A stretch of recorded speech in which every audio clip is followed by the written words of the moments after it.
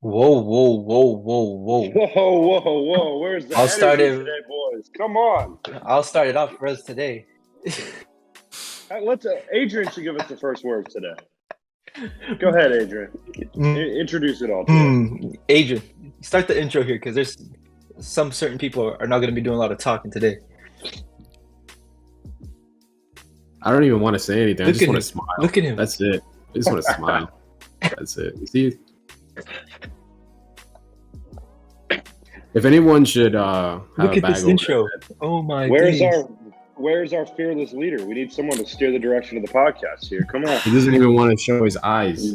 I think his mom would He's afraid to show his eyes.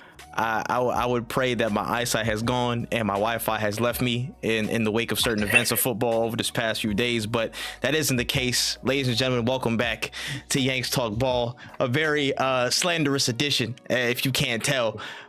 Listen, the squad's in the building. We got to talk footy from this past week. We got to get right into it. A lot of highs, a lot of lows, depending on where you're at. But we got to go around the horn and check in everybody first and foremost. The man who probably is smiling the most. I can't see fully because of these glasses, thank goodness. But Adrian's in the building. What's going on? Sick fucking man. Sick man. A sick Dude, man. The smile may be worse than him actually saying Sick man. I'm seething, bro. What's going on though, bro? Put him in some type of list after that, please. He needs to be in some type. I don't know what list, but one, please. Oh man. Should I give you the one word intro, Adrian? Or can you form a full sentence? He just says zero words. Just a smile. Fairs. I can't be mad at that one. Man. That's how I'm about to say somebody who probably isn't as happy as Adrian, but still pretty happy given how things have panned out this week, especially today. Chase, he's in the building with us with some better Wi-Fi. He's returned. What's going on, Chase? I made sure I'm back with the Wi-Fi for this episode. Wouldn't miss this for the world, especially after the performance today. To just cap it all off, I apologize if there's an echo. I'm in an empty room, so we'll make do with it. But I'm ready for this. I think football's healing, and I think it was a good weekend to kind of flush the system and get right back to it. So I'm excited to talk ball. I've never seen a motherfucker so prompt when the slander's about, bro. I've never seen this man so prompt in his life. Oh my gosh. We've done 40 episodes and 37 of them is me getting slandered. So any chance I get to not be on that end of it, I'm taking it. And sickening. Pause. Yeah. Absolutely sickening, man. But we keep it pushing. A little bit further down the happiness totem pole, we got No Chill Gene in the building. What's going on, man? I mean, my happiness should be at 0 right now, but again, Arsenal and Liverpool delivered for us this weekend, so I gotta thank them to boost it up so much higher than what it is. Again, I feel kind of similar to Chase here. I'm not 37 out of 40, but 18. I feel the slander too. I mean, I deserved it. United deserves it. So we finally get to dish out a little bit, even though we don't deserve to dish it out. But I'll take it where you guys give it. Nah, that's fair. You definitely gonna get yours too. I ain't gonna lie. You gonna get your healthy servant. Don't worry. But last but certainly not least, you know what I'm saying? A fellow slip up brother in the title race. Man, Phil talks ball. What's happening, dog? What's up, man? Believe it or not, I'm actually in a better mood today than I was last Monday. I think the Man United game was more devastating than this one was for my emotional state. I think we'll get into it later, but I think I was ready to. Liverpool had put me in a pretty low mood leading into Sunday's match. So I've just come to, I've been growing as a person this past week and trying to appreciate some of the greater things in life outside of football. That'll be your self-reflection. So I can smile today. Real talk, man. I was low-key gonna intro this whole episode with, man, so many great sports talks. Let's get into all the other sports except for football. Let's talk about basketball. Let's go around the world, man. I was really ready to go anywhere else but here. But we gotta talk this ball. We gotta face the music. And just to help us face the music and keep pushing in this sport that is so damn godforsaken, please go rate this podcast 5 stars. Go check all the audio platforms. Again, everywhere. YouTube's, to all the social platforms. Yanks Talk Ball. Again, shorts, you know what I'm saying, exclusive content, the picks and all that stuff that you might want to see, the little games that we might play from the TikToks, all that good stuff is everywhere. Yanks Talk Ball. Make sure you go check us out. And yeah, with that being said, before we get into all the craziness with the again, just the week, what happened, let's talk about the predictions, a review. This has definitely been one of the worst game weeks on record. I'm not gonna lie, this was not even a good week. Nobody hit past double digits. Let's get that frankly clear. This was a shambolic week. All right, That's bad. this was not. That makes me feel a little better about what I ended up with. This was not good whatsoever. But we can talk about the scores. All right. I ain't gonna lie. It's up to y'all. I will give Chase a bye because the Wi-Fi stuff was alien last week. I won't even hit him like that. But I'll go through the scores of what was written anyways. In fourth place, 4 points. Gene and me, we're both tied on 4 points. Sick. Wow. Sickening. Only one fixture that we even got right. Or one, not even a score. Just that. But can we agree that every fixture, the Champions League, yeah, this week was insane. And I don't think we could blame ourselves the way that it played out. 100%. And we'll get to the Champions League talk in a few. If for both of us, it was the Atletico. It was the Atletico game. Literally, it was only that. Don't forget though, so Brand scores that header in the last kick of the game. You're on 0-0. We're fucked. That would have been iconic. Yeah. Oh my gosh. 0-0 with Chase. Yeah. Nah, true. He knows the rules. Yeah, he knows the rules. Yeah, he might. Yeah, he's called with us, I guess. So we'll see what's happening. On 8 points, we have Adrian and Phil. Again, they got 2 fixtures out of the week, right? We'll take it. Adrian, come on, man. They got the tie that freaking Adrian just rode with Phil on the tie. Yep, the Madrid City game, they got that draw result right, so they get the 4 points from that and the Atletico game.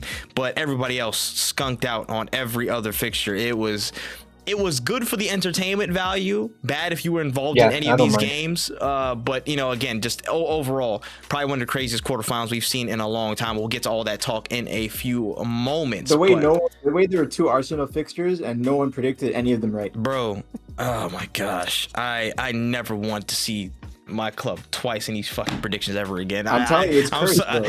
It's so cursed. It's so bad, bro. I wasn't even thinking when I wrote it down. I was like, you know, probably just leave it. It's fine. I mean, you're a sick man, Fry. I saw what you have lined up for the first prediction for this coming week. You're a sick bastard. Hey, brother. I ain't say nothing about it, bro. I ain't say we both in the same spot, dog. Don't worry about it. But we can. Oh man, let's get to it, man. Let's not delay this any further. It's time for the Shellins. Let's start at Anfield. Let's start with Liverpool and Crystal Palace. This whole section is gonna get crazy, man. I can't even talk too crazy, but I will say something. But let's open up to the rest of the floor first. The slander time. Shell it out, man. It's time. Speak on it, y'all. I mean, hand it to Adrian here because I was gonna say at this moment. I was gonna say Istanbul Part 2. Did it happen again? It was Crystal Palace again. Yep. It was 10 years later. I couldn't believe my eyes. 10 years after in 2014, that famous game with Liverpool and Crystal Palace at 3-3 draw. Effectively lost Liverpool. When they scored the 3 goals, like in the last 10 minutes? I think all the goals were definitely second half. All the goals were definitely second half. If I remember correctly, Crystal Palace were 3-0 up, right? Liverpool was 3-0. Liverpool. They came back. Crystal Palace came back. So crazy. My good, Dwight Gale. Yep, throwback to that one. I mean, the goal was incredible. So like, I don't know what got into Palace. There's something that gets into Palace when they're playing against Liverpool. Liverpool are in the title race, April, May, end of the season. Something gets into them, and they just completely turned into 2011 Barcelona. Bro, that goal was. The ball in. They do it against City too, though. Finish from Eze. I think it happens more often against City, probably more frequently, but I think it's happened against Liverpool on these two bigger occasions, unbelievable occasions. Like it's crazy. So I wouldn't be surprised. Like they probably hate Crystal Palace a lot more than we do. So I mean, But, Crystal Palace took 4 out of 6 points from City like a year or two ago or something like that. it's happened a few times. It's happened a few Yeah. times. Got to draw this season. Didn't make you lose the title. It was Crystal Palace. We played just this month. City played against Crystal Palace and Aston Villa, and both. So I just like I'm stuck. But back to particularly the Liverpool game. I was church, so I didn't get a chance to watch it. I just couldn't believe my eyes at the results. So I'll open up the floor to did get a chance to watch what happened. I saw some highlights. I saw that Van Dijk had a moment where he slipped. Believe it or not, He had a moment. And What a slip it and was. I think it was Mateta that went through on goal. Yeah, And I just imagine the PT going through the minds of Liverpool fans after seeing the slip. It's crazy. I'll open the floor up to those of you who did catch the game. So go ahead. I was about to say, Chase, you see the game? Bits and pieces. On a serious note, I think Liverpool have put themselves in positions like this multiple times throughout the season and have been able to kind of wiggle their way out of it with these late goals and kind of drama-filled endings to these games. So I always thought that eventually it was going to catch up to them, and it did. But I mean, to not even score a goal against Crystal Palace under these circumstances. I know Salah is not in the best form, but it was shocking. But at Anfield. But I mean, we knew. Again, it was always going to happen. I haven't trusted anyone but City throughout this whole process. I was just waiting for the moment. Didn't think it would happen, for both teams in the same weekend. But yeah, I think Liverpool just constantly were almost fighting from behind, getting themselves out of bad situations, and it finally ended up being the reason they won't win the league now. So yeah, but I mean, Robertson effectively saved Van Dijk's career, because if that would have gone in, it would have been wraps on that guy's whole aura. Wait, but what did VVD say after the Carabao? What was he in the locker room? They thought I was finished. Well, brother, I mean, the trophy list. Imagine if Varane said that. Imagine if Varane said that last season after winning the Carabao.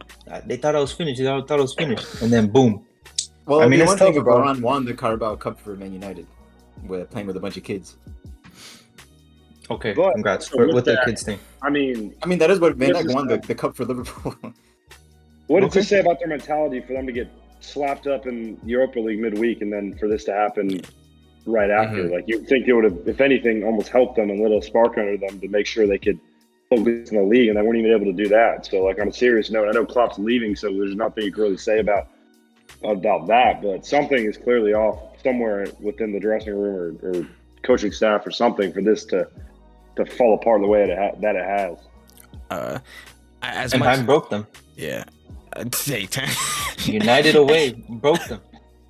He broke United too. He's just breaking everything. No, yeah, he just break. Yeah, he doesn't fix anything. He just breaks everything. brother, SpongeBob's cousin, bro, Stanley. That shit crazy. He's collecting all the stones with like Thanos, bro. Like, he can't put anything together, but he destroys everything, man. I gotta give it to him. But seriously, before no more. This is why I'm so strict when it comes into like when I'm talking about Arsenal and Liverpool. I'm not being a hater when I say like these games that you drop points. It's because this is what happens. Because it gets to the end of the season, and City are not going to drop points, and you have some tough matches, and this is what happens. Exactly why in the beginning of the season I'm like, hey, you shouldn't have tied to Fulham or lost to whatever. You got to win those points, and then this freaking happens. I mean, I wouldn't It's tough, even bro. consider this a tough match. I mean, like you could say, yeah, it's a title race, so every match is tough. But this was not, a game by any means that anybody expected Liverpool to drop. They have West Yeah. Ham, Tottenham, Villa. That's going to be the stretch that you would have thought they'll probably drop some kind of. Yeah, I was getting ahead of myself. I was trying to. Yeah. That was more. I was going on what I would talk about Yeah. Arsenal. A lot. I'm just saying this is such a surprise. But even with Yeah. for sure. Yeah. I mean, what are Crystal Palace right now? 14th, something like that. Yeah, something around there. 14th, 13th.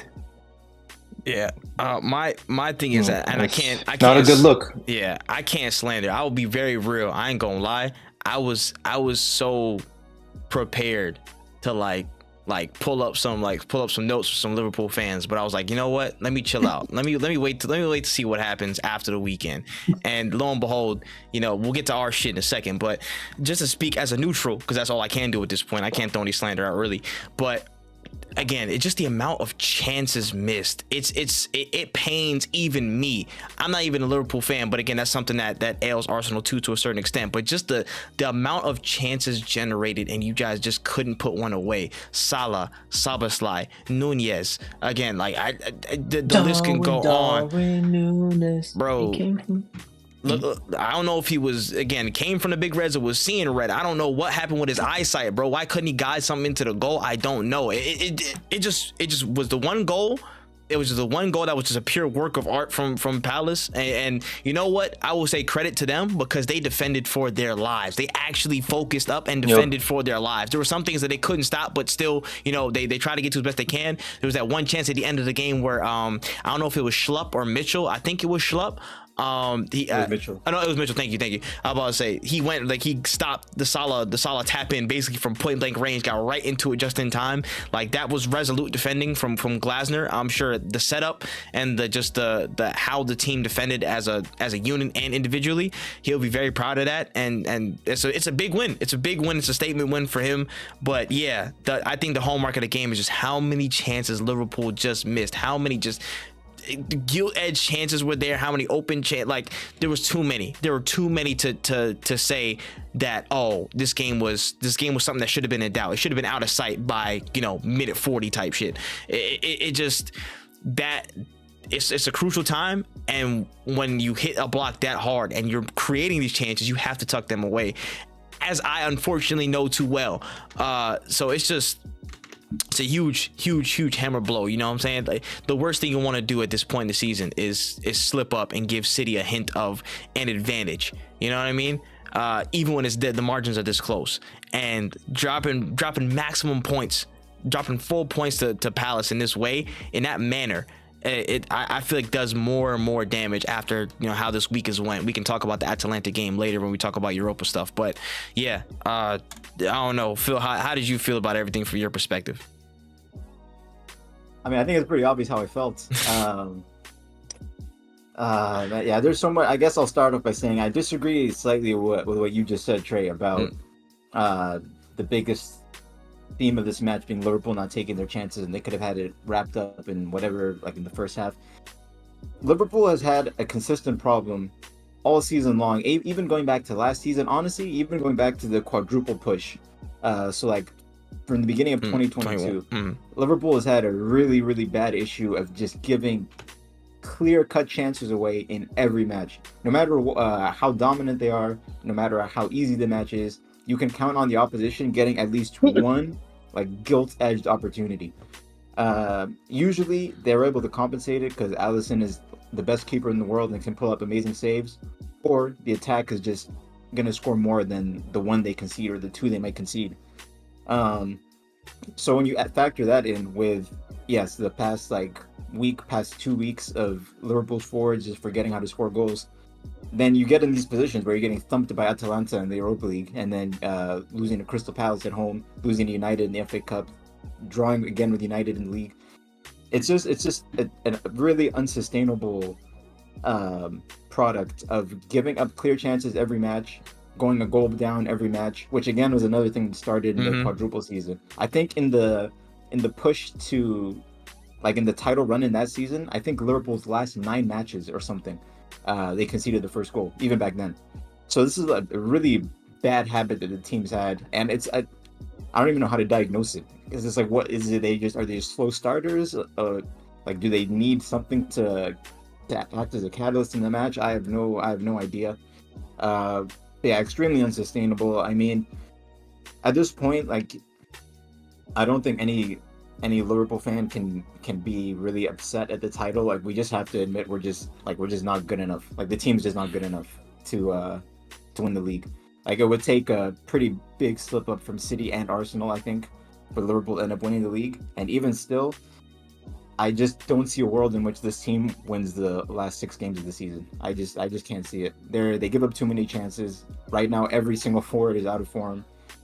And I don't know. I don't want to use it as an excuse, but I've heard people talking about maybe if the Klopp announcement has been kind of weighing heavy on the players, because I feel like you've seen in the past few games they just seem a little panicked. Mm. And I wonder if there's this expectation on them that like we have to win this title for Klopp. We have to do it for him. That any kind of thing, any moment where things are faltering or going against them, they feel as though like the world is Yeah, it's a crashing be all down, end all. and we have to make it right immediately. We have to like throw the kitchen sink at it. So I don't know, man. It's extremely disappointing. Just the fact that a season can collapse in literally 7 days. United in the league, Atalanta in the Europa League, and then Palace in the league. Like at this point, there's almost nothing to play for. Assuming City's going to win all their games, which they probably will. So that part of it is what's disappointing. But I think you just have to hold your hands up. Like the team's just not good enough. There's a lot of areas where they still need to improve, which is another discussion to talk about in the future. And I think this Palace game just highlighted all of those. I mean, Palace had like they could have scored 3 goals themselves. It was just a terrible match. Question: how much can you blame Klopp in the past 2 years of just these open chances that just happened? Is there nothing that could be fixed tactically? Because I mean, I understand what you're saying. It's like hard to diagnose where they come from because it's kind of almost the same thing with United. But I could finally pinpoint what's happening with the United games on why we concede so much. But what do you think is the bot? You think it's just the whole team has to be ripped apart, Well, or do you think it's something tactically? No, it's still a very like this team is still like has the structure to be an elite team. I don't know what the words I said before were, but this is a very good team. They're just not an elite team yet. I think a lot of it is going to come with time. Like a lot of the players, like I'm thinking of Gravenberch, Curtis Jones, Szoboszlai, like they still need a bit more time to like really grow into the mature players they would need to be. That Curtis Jones miss. Yeah, but to be honest, Klopp's football has always been really volatile. Always, even like going back to Dortmund, he's never been known to have a sturdy defense.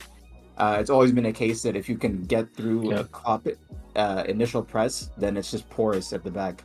So if things aren't clicking perfectly in sync, then you will get clear chances against a Klopp team. It's just inevitable.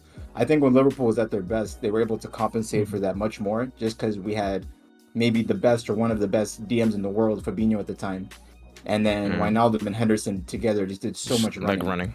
So it really did help compensate for the way Liverpool gets caught in transitions, because it's so bad how easily the defense can get sliced open every single game, no matter who we're playing. Like any team can get clear chances against Liverpool. So yeah, it's like for the past 2 years, it's literally been Alisson keeping us from conceding 50 goals a season or more. So like it will catch up to you eventually. You can't be expecting Superman every week. And Kelleher was in this position where he had to try and be Alisson.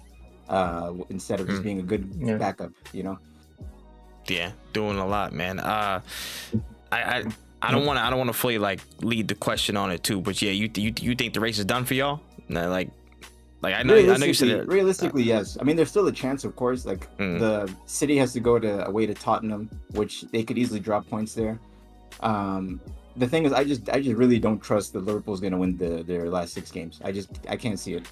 Going away to Villa, away to West Ham, even the home match against Tottenham, like on this form, it just seems tough to me. Liverpool hasn't won any of their clashes against the other Big 6 rivals, except for the one against Villa early in the season at home.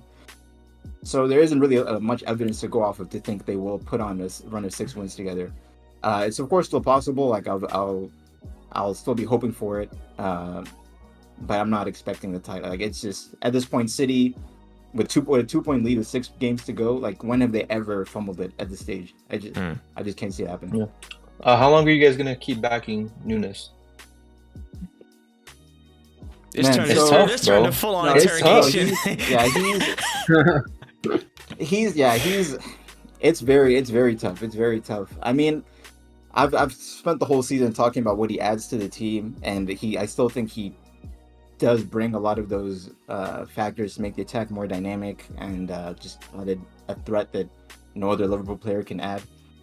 However, when you see man like Alexander Isak scoring every chance they get, while also doing link-up play better than Nunez, while also having better decision-making than Nunez, while costing the same, if not a bit less than Nunez costed, and being signed in the same summer. It's like with all of the great things I can say about Nunez, I can't say a single thing that he does that Isak wouldn't do better. And that's just one player I can think of. I mean, I'm not gonna. No, yeah, I'm not. I'm not gonna rule write him off, say he's finished or anything. But it's at this we're approaching 2 years since he's been at the club. Damn. Yeah. This should have been he should have kicked on to be much more consistent than he is at this point. I mean, he has 11 Premier League goals, which is not good enough for a title-winning striker. It's acceptable if you're a Firmino type whose strength comes in everything else, but that's not his strength.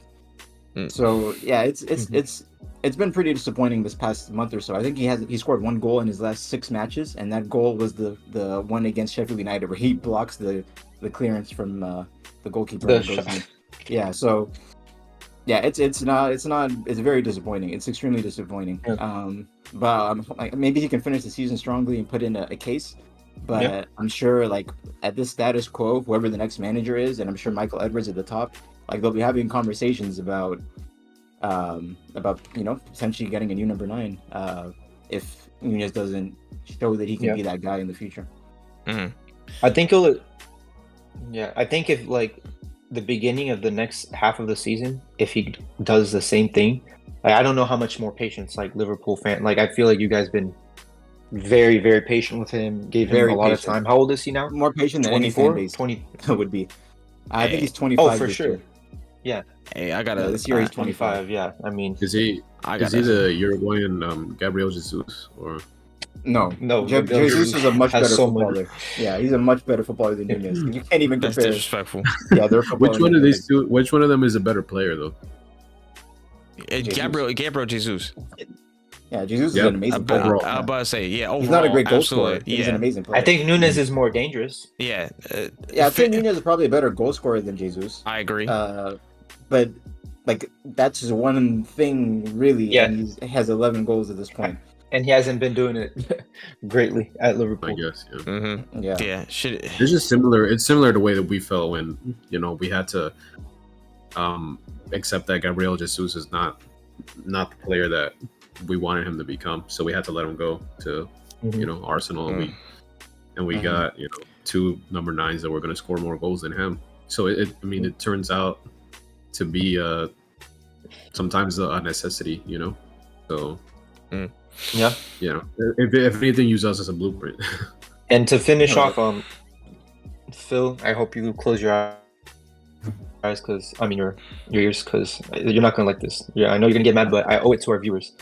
So after 9 years, Klopp will leave Liverpool with the same Champions League as Roberto Di Matteo, the same Premier Leagues as Ranieri, the same FA Cups as Roberto Martinez, and the same League Cups as Martin O'Neill.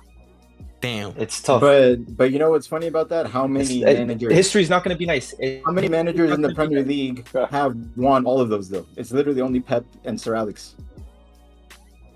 I know.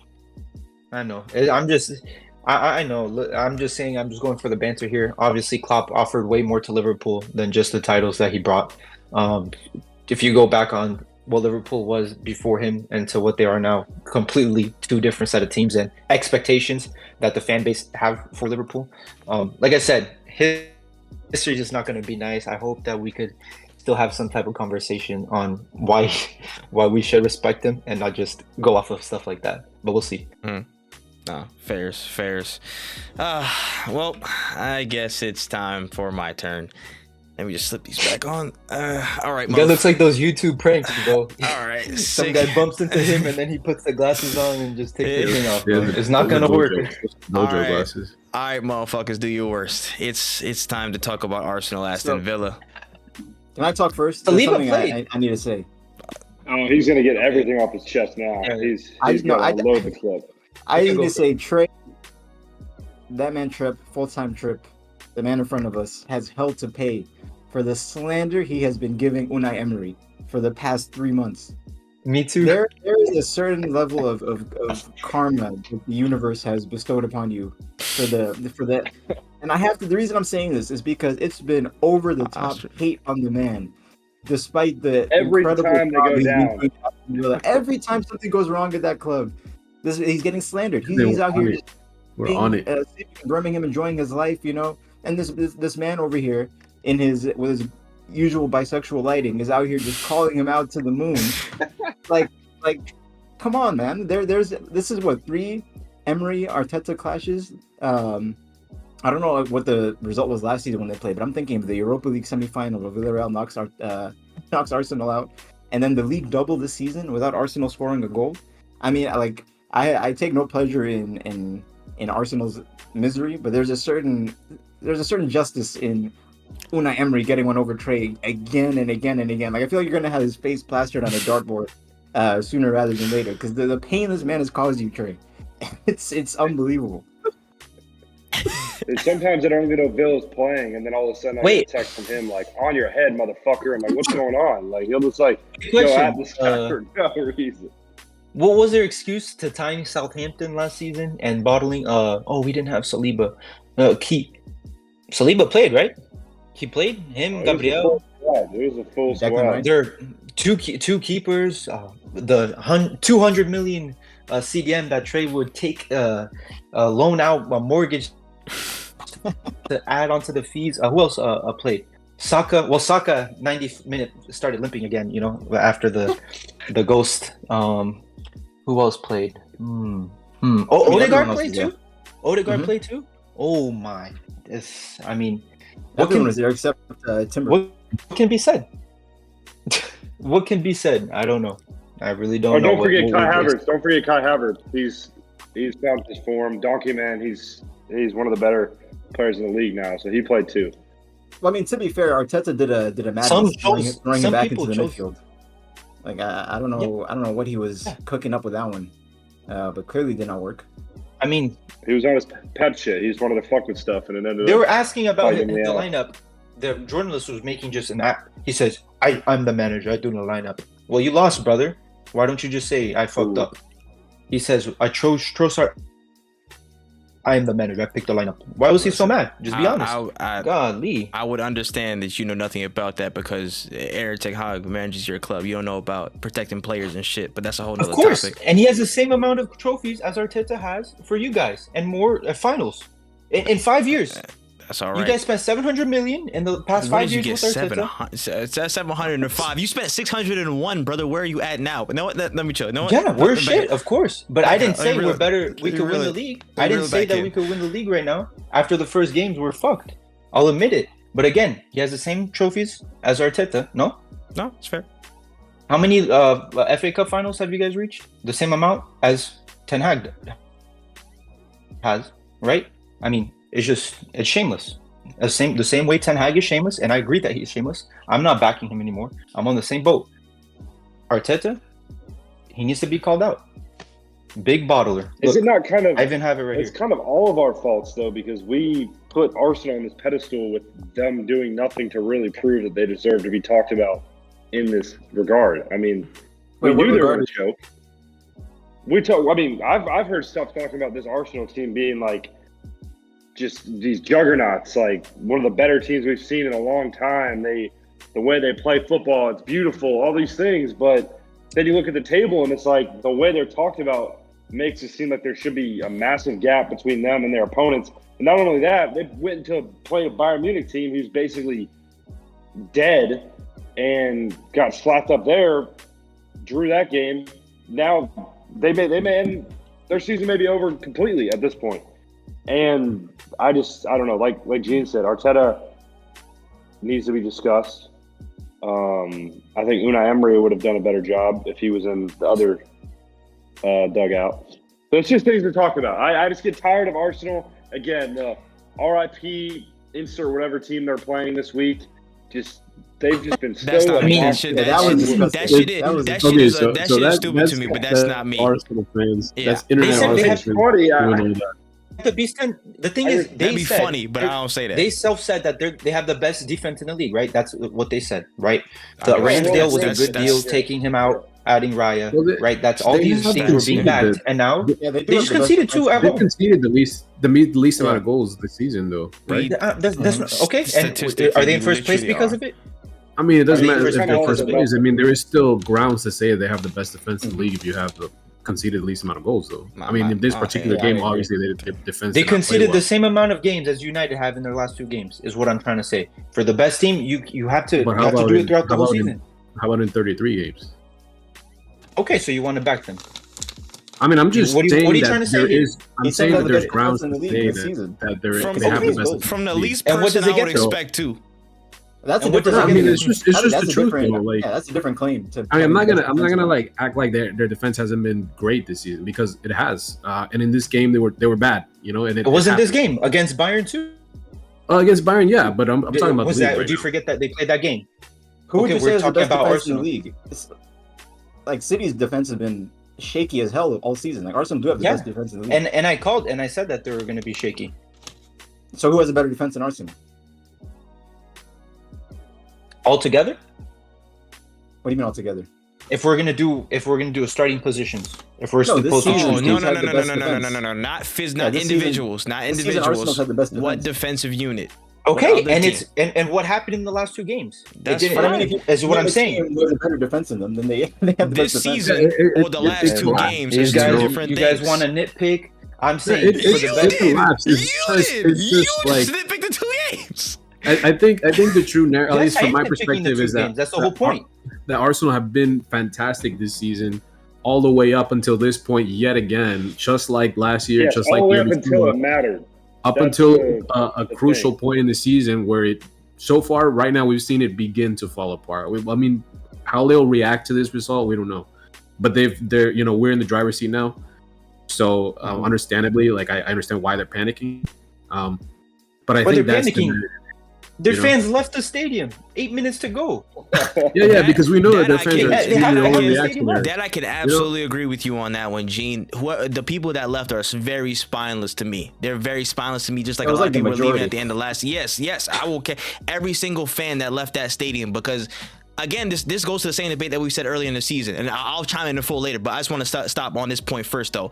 A lot of people who like to criticize and berate foreign fans just because we weren't born next to Emirates Stadium, we weren't born in North London. But then you man leave to catch the early train home, and us who are here, we wouldn't dare think of leaving that seat. You know what I'm saying? Not for 1 second, and support the team the rest of the way, even if we lost that damn game. Yes, we'd be depressed. Yes, we'd be sad. Whatever, but we wouldn't leave. So that's a You don't discredit think to everybody Arsenal could who's score? there. And you think Arsenal couldn't score 3 goals in 8 I don't minutes? give. I don't You know give, what I'm saying? I don't give a fuck if we couldn't They score. could. I don't give a But fuck they if we. could, though. I don't give a fuck if we even couldn't score. It's just showing. It's just showing actual support for the team. People want to be right. People don't want to be fans. People want to be entertained and be on the winning side of everything, and don't want to support through thick and thin. And that's a problem with a lot of y'all who be leaving the stadium there. A lot of people online. That's a lot of my problem with a lot of these people, especially a lot of Arsenal fans. You're fair weather. You only want to be there for when you win, not through the thick and thin shit. So. That's just my rant on that. A lot of y'all phony, but go back to slander. Back to slander. I'm writing notes. No, very well said. I mean, I got my slander out of the way. I just want to defend Arsenal a little bit, because I feel like if people were talking about Arsenal as like one of the best teams in, I don't know what Chase you had specifically seen. If they were talking about them as one of the better teams in Premier League history, I think that's crazy.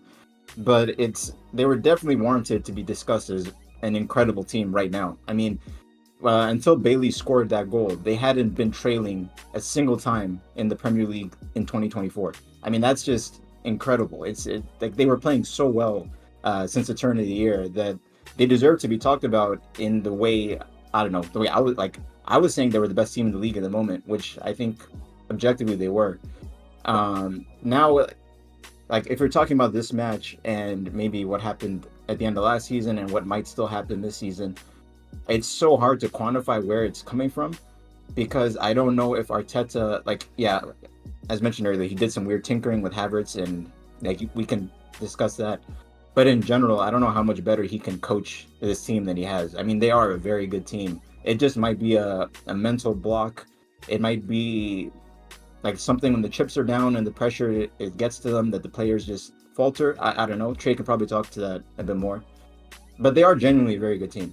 So, I mean, everyone was surprised by what happened on Sunday. It was like the least expected thing.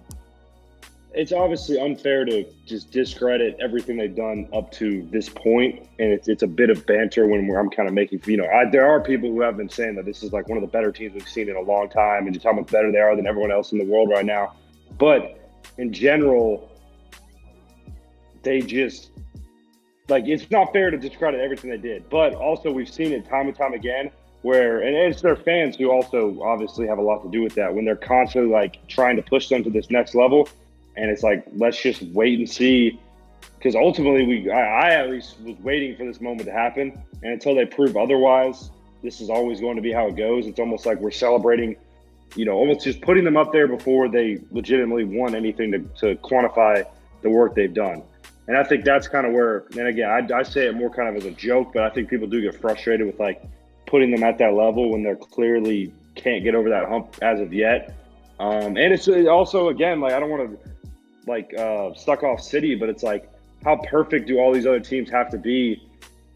You can't give City any room to breathe, and City's going to take it. And it's crazy that that's how, we almost take it for granted or don't even think about that. But it's the fact that they drop one game and we're all all right, it's done, because we just expect City to take care of business now, is almost a compliment to City as much as it is an indictment on Arsenal, but that's just what it is. Yeah, I'll speak on Arsenal a little bit. I'll let everybody else get the rest of their shit off. But I will say to this point, it is also a thing today to be very absolutist and not take certain things in isolation because of the standard of greatness that people are setting. Namely, who has competed with Pep outside of Liverpool in the league? I think somebody put a stat up today. In the last 20 league campaigns, I think Pep's only lost 3 in England, Germany, and Spain. He's lost 3 league races in his entire career. He's lost 3 league races. That's the standard we're competing against. And I know that's what Gene's been kind of trumpeting in one way or another throughout the whole season. It's yo, this is good, but this is also, we're fighting the Pep standard. And I feel like people sometimes don't realize how crazy this shit is. He is a demonic force on football that needs to be eradicated at the earliest convenience. I need him to retire as soon as possible. And I mean that with the utmost respect and sincerity. Brother, please go away. I'm so tired of Pep Guardiola. I'm so tired of this man. But again, it's the standard. It's the standard. If you're not perfect, you're already a half step behind City. You know what I mean? And it's hard to compete in that frame, let alone with the Liverpool team that's jumping out the gym, you know what I'm saying? That's this close when we thought they were going to be a couple steps behind this season. An incredible Klopp team, which is the only person who stepped toe to toe with Pep in this era, and Pep Guardiola himself. So, you know what I'm saying? Credit and also scrutiny has to come with that context in mind. So I understand Chase's point. But anyways, any remaining slander, please continue, please. No, I mean, that's why I was with the Pep thing, and that's why when City and Arsenal tied, that's why I said if Arsenal don't win that game, they won't win the league. Even though they're ahead of them, you have to beat the boogeyman. Even if I know it's hard to do a double on City, I'm not saying that's but that's just how it is. If you could beat the boogeyman at home, at the Etihad, you're pretty much destroying that. They're damn, these motherfuckers beat us. You know what I'm saying? But when you don't and you drop points to a team, it's tough, bro. When you compete against these guys, it is tough. I mean, and that's why I'm so hard on other teams, is because this is who you guys got to go. 115 charges. It's tough, bro. 100. So I'll take the glasses off. I had to turn on the slightly warmer bisexual lighting. Thanks for that, Phil. Of course. To at least address some of these things. First and foremost, I just want to talk about the game today first. Let's start there. I'm gonna look down the barrel of the camera. I'll be real. For any extra slander that I have put on this man's name, you know what I mean? I don't hate this man, but I will slander this man at every convenience because I think it's funny, and I hate what he did to our club in the late 2019s or whatever, late 2010s. I apologize to Emery. That's my fault. I mean to slander your name like that, because again, in almost every instance, this man has taken us to the cleaners when we've seen him over recent history for most fixtures, and it's so tough to play against because he knows how to hurt us. He has players that knows how to hurt us, and he employs his tactics very well against us. It's just a different feel when it's a Unai Emery fixture. Pisses me off because he literally went to City and got his shit cleaned out with no problem, but then he rolled to us. That's a bone ass pick. That heavily rotated team he took to the Etihad was scandalous. It was scandalous.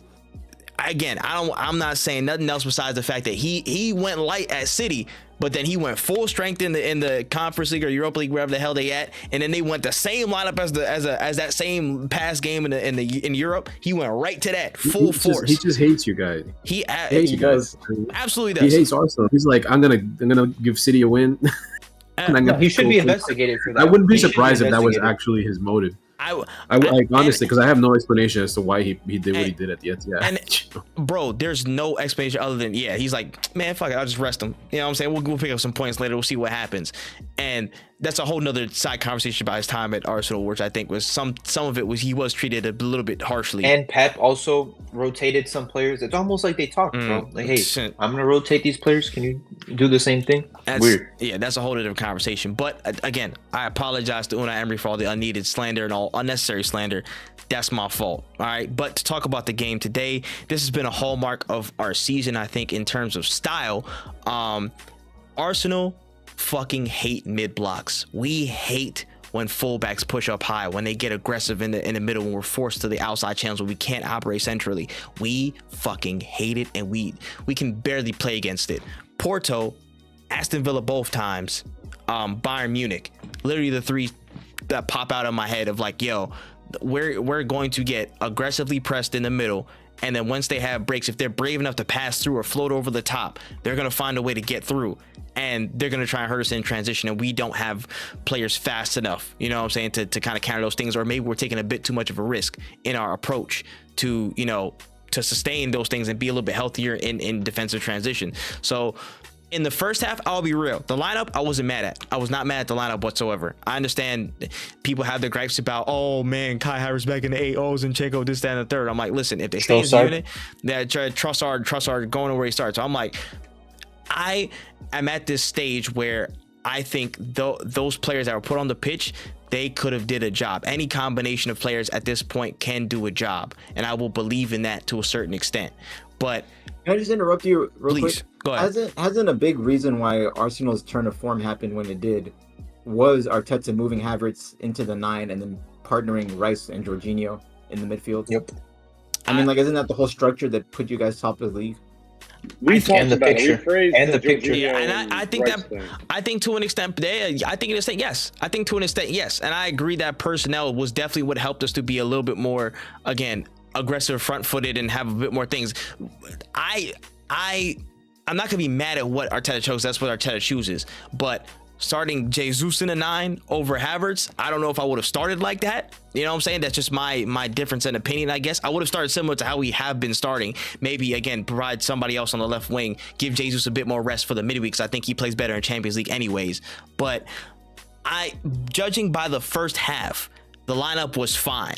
And in hindsight, everything's 2020. We had literally 4 or 5 square chances to at least have. We should have been 3 or 4 up by the chance that we should have finished. How many runs over the top that Havertz got onto that he just didn't finish? There was a couple of chances that Saka missed. There was oh my gosh, I'm trying to remember. There was literally like at least 4 or 5 solid chances that we had to get ahead. And of course, they had their woodwork chances and stuff like that could have put in one goal, 2 goals with us or whatever. But we should have been in the lead by the time halftime rang. But after halftime, it went from one of the closest halves that we had to just drop off. I don't know if it was Aston Villa got braver in the same way that they were playing. They just like, yo, just show some balls, let's figure stuff out. And they got on the ball more. They pressed us heavier. They were just way more confident with their passing, and we were 6s and 7s once we got into the half and got to the flow of things. I don't know if it was just us and our energy levels dropped to me, which doesn't make any sense because they literally played on Thursday. We played on Wednesday. We had at least the extra day to, or Tuesday. He had the extra 2 days to at least rest, recoup, and go forward. Was it just a lack of focus in that? I don't know, bruh. I don't. chill brother. I saw I clocked it, but all I can say is the levels of energy and output to at least fight for the 50-50s, fight for the duels, the basics that we do. They weren't even showing up. They didn't show up today. Only person that had a good half, not even a good game, a good half, was Odegaard in the first half. That was really it. You know what I'm saying? I can go into the nitty gritty of what we're still missing. Again, I miss Timber to this day, but I can't complain about that because he was gone for the first game of the season. I can't say too much shit about that. We miss Pace like a mug. Again, how many times we could have latched on to something with Pace? XYZ. We can go into all that stuff. But for this fixture, for this game, we had to handle this a bit more aggressively. I have to agree to a certain extent of some blame has to go to Arteta. Some accountability has to go to him, not with the lineup, but with the management of substitutions, rotations, and all that after the fact. Once you see the game is changing, you should probably find a way to proactively change it after. And I think that's been a consistent problem with Arteta's reign throughout since he started at Arsenal. Figuring out how to trust his team beyond the starting 11 that he favors. You know what I mean? The favors for the day or whatever. He has to proactively produce, you know what I'm saying, something. I would have enjoyed, again, Jorginho coming on a lot earlier. You know what I'm saying? Maybe instead of Emil Smith-Rowe coming on, maybe Fabio Vieira, who's a very good passer, who could find one intricate pass over the top, maybe a bit more consistently than the players who are already on the pitch. Those little things that could have made a difference, he either employed too late or didn't even think about. And I feel like that level of reactivity, being on the back foot to make changes and be ahead of the curve when it comes to management of the game, management of your subs, management of the tempo. That's been a consistent thing that always keeps popping up whenever we have these blips, and that's something that has to change. That's something that he has to look in the mirror and say, yo, I got to either trust these men or find all the players that I fucking do and get right. You know what I'm saying? But all in all, we got class. We got schooled. Emery schooled us. You know what I'm saying? We weren't up for it.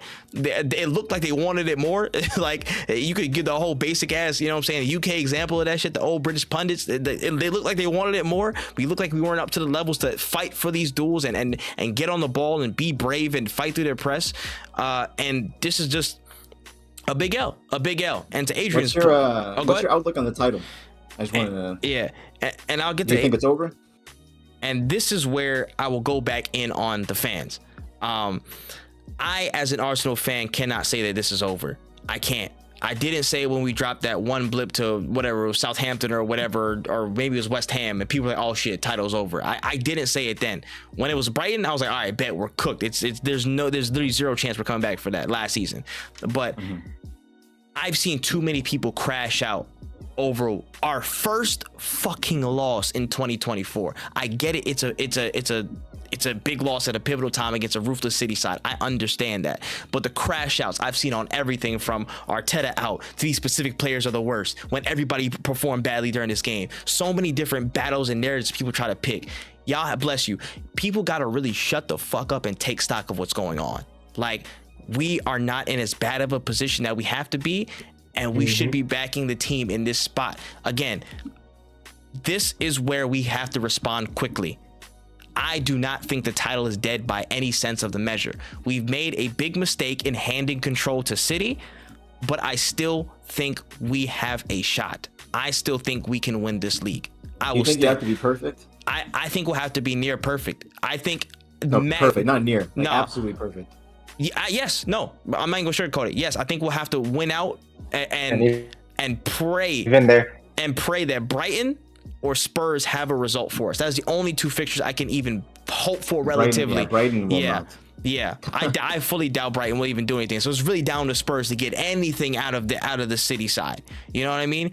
But I still believe that there is a spot in the chance that we get through to the semifinals and we and the chance that City do as well.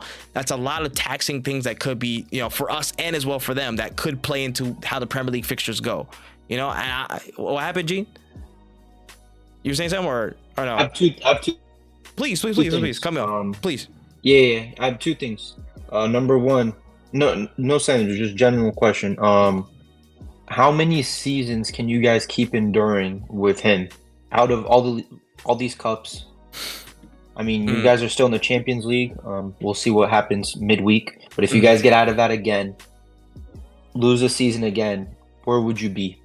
I'm just saying, if everything goes wrong, how would you feel? And two, not after you finish that, how bad is Stevie G as a manager that he had Ollie Watkins and Leon Bailey on his team, sitting 16th in the league, and they freaking have one has like 28 goals, like and assists in 30 games, and the other has 17.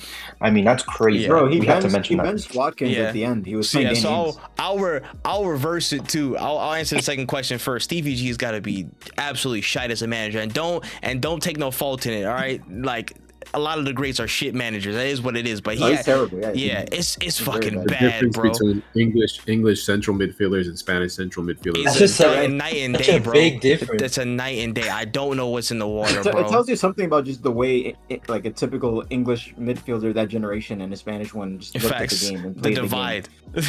Yeah, because you talk like Yeah. quick tangent, but if you talk about the skills of like Gerrard, Lampard, not so much goals, but specifically Gerrard and Lampard, like you're talking about energy, Yeah. really good technique, Right. really good technical players, aggressive, And powerful. bang. Yeah, Ripping and then you talk shots. about Alonso, Pep, Arteta, Xavi. You're talking about And bangers. like tempo setters, playmakers, like artists. You know, like it's just a, Mhm. a totally The different finesse. lens of. But that's of, why yeah, they the way always truly make the rated. game. That's why they always rated Scholes so highly, though. Mm. That's why, like Yeah, when you he see blended with interviews them. when they talk about Scholes, like being on that level with like Xavi, like Iniesta and them. So that's why Well, it would be keep in interesting mind, I'm to not see what saying- you do. But Yeah. I don't know if you'll Well, I'm ever not get into it. saying, and on the player basis, I'm not saying that the Spanish midfielders were necessarily better than the English ones. I'm just saying just the strengths they had as Yeah, players. yeah, I understand what you're saying. One, It's just the mindset. yeah, part of them, like some of them, translate way better to a career management than the others. And I guess to answer the first question, it just it will vary from my perspective, Yeah. from the fans' perspective, and then from like the board's perspective. You already know the fans are gonna want him out. They're gonna want his head if we come up this season empty. You know what I mean? You know the fans are gonna call for his head and want to choke him out at the earliest convenience. Which I think because is stupid. because they're honest. Yeah, I think it's A lot of stupid these too. fans are honestly very stupid to me. Again, I do not think that this squad is a finished article Are they by competing any with sense of the United means. fans? Are they number one? In terms of delusion, Arsenal fans always have been Have up they there. surpassed United fans as being? On power rankings, potentially, because our crash outs are It's legendary, tough. bro. Our crash outs are absolutely legendary. That's a whole nother conversation, though. But for the fans, again, they're gonna want him out. They're gonna not stand Arteta. They're gonna want to bring in somebody that they've never heard of before, or some washed up manager, or whatever. People are gonna suggest Mourinho like dummies in the summer, and they're gonna go on their usual tangent. You know what I'm saying? They're gonna go on their usual thing. The board are going to stick with him because they see the trajectory that he's on, and I'm pretty sure that they know all the targets that they want to get to fully build their squad.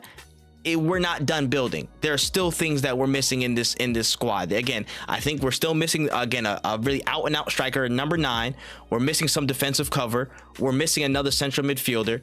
I think there's still key areas that we want to build on to really, again, have the squad that we want to have. And then they say, all right, Arteta, we gave you everything you wanted, everything that you laid out in this 7-year, you know what I'm saying, transfer strategy. You've hit all these boxes. Now let's go. We see you're getting close. Can you bring it home? You know, and they're sticking with him. They're patient. You know what I mean? I think the Crunkies and all them stuff, they're in lockstep with him. They know that they're close to something. And for me, I would say I'm close. I'm much closer to how the Cronkies are thinking than how other Arsenal fans are thinking. We were in the fucking trenches. I feel like people don't have perspective because we're closer to, again, championships and major title aspirations than we have been in the past few years.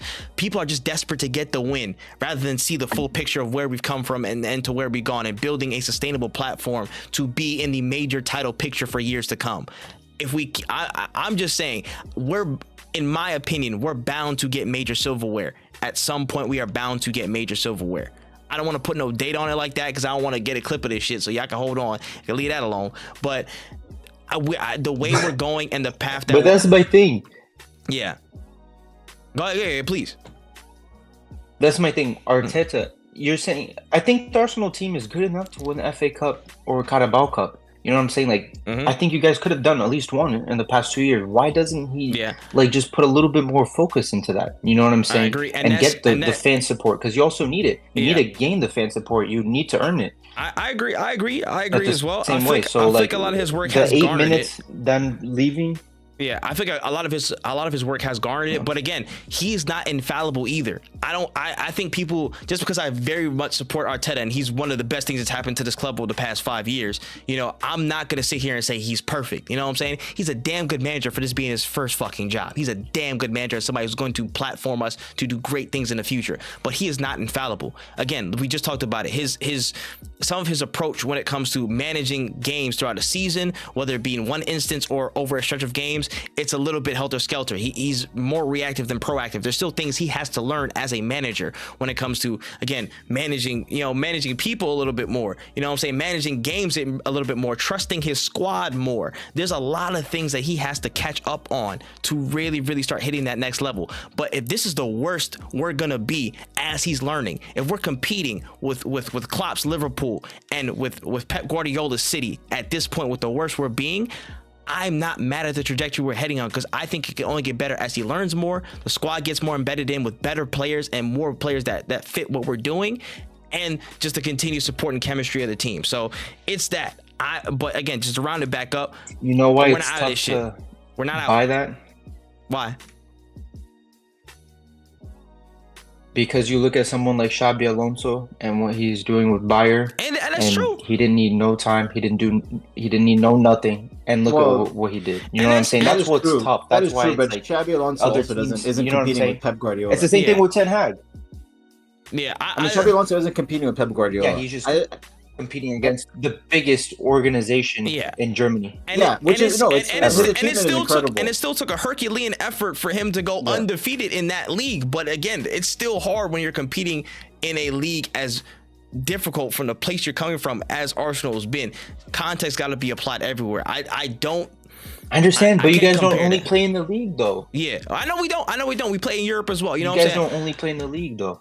I can't. But That's the thing. But with No, every, go yeah. ahead, Phil. Go Like I ahead. say, I agree with you, Trey. I just wanted to round it up by saying, yeah, I agree completely. Arteta so far already is a great manager. He has the potential to be a superstar manager. Sacking him would be idiotic, because every other club looking for a Sacrilege. manager would be all over Arteta in the summer. I mean, that's just that's just the quality of Yeah. the manager he is, and he'd be the most in demand coach as soon as he becomes available. Okay. So- And that's my thing though. It's like, okay, so pick one side. So if Arsenal fans say, oh, we have, you know what I'm saying, we have these players or whatever, all these other rival fans say, oh yeah, Saka's a limper, he's not a world-class player, Gabriel Jesus can't miss chances, Havertz is a donkey lover, blah blah blah, all these things about our players, right? Nah, he was world class. It's He is. it's no. It's, but for some of the people who are like claiming that, it's either one or the other. Either we have great players in this team, or Arteta's one of the best coaches in the world, because he's getting absolutely crazy output out of these players who are seemingly can't get on a flight to England for the Euros this summer. You know what I mean? It's either that or both. So what some of these fans who doubt us have to make up their mind. Some of the fans who are supporters of Arsenal have to make up their mind. Which is which? Are you going to turn on him just because of this one result, when every other thing has been building since 2019 has shown us we're on a pathward up? Or are you just gonna again be fair weathered? It comes down to the same people who left that stadium 8 minutes early. Are you fair weathered, or do you understand the context of how far we're gonna go? And can you believe in this team? Can you be a supporter at the end of the day? And I'm gonna choose to be a supporter. I still think we can win this fucking league. I still think we can do something this season. We just gotta get a little bit of luck on our side, but we just can't let this loss define us. We cannot let this be last season where we had one loss, then it turned into a blip, then it turned to a little bit more. We can't let this be December. We can't let this be any of those times where one loss led to a cluster of losses. And then we had to, you know what I'm saying, by the time we got out of the slump, it was already over. We can't do that. We have to respond quickly. You want to show mental maturity? You want to show that you've grown as a side? This is where you do it, in the championship rounds. They have to respond on Wednesday against Bayern, on Saturday against Wolves, and then on Tuesday against another godforsaken mid-block in Chelsea, which will piss me off. But again, it's a mid-block team that, and you already know how I feel about that.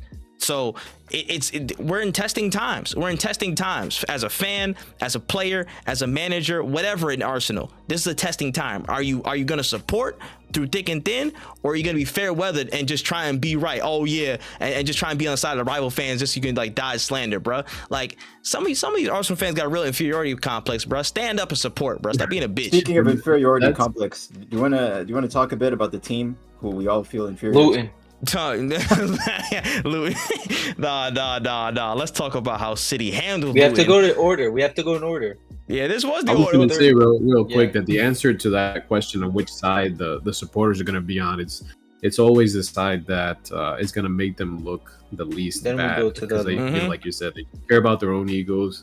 Mhm. They'll side with you know, whether one game is Arteta's fault, the other game is the players are not good enough. Blah, blah, blah. Everybody's just They'll pick an happy excuse, to- bro. Yeah, everybody's just so happy to be hypocritical about their opinions, as long as it people you know, want to it be gets them right. likes on- there's some likes on Twitter, you know. Mhm. So People want to be in the Yeah. echo chamber and feel the warmth of being right instead of feeling passion for their club through thick and thin. You know what I'm saying? I get Arsenal fans have been hurt before. That's cool.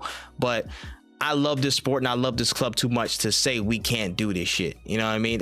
I can't sit down and give up. I can't.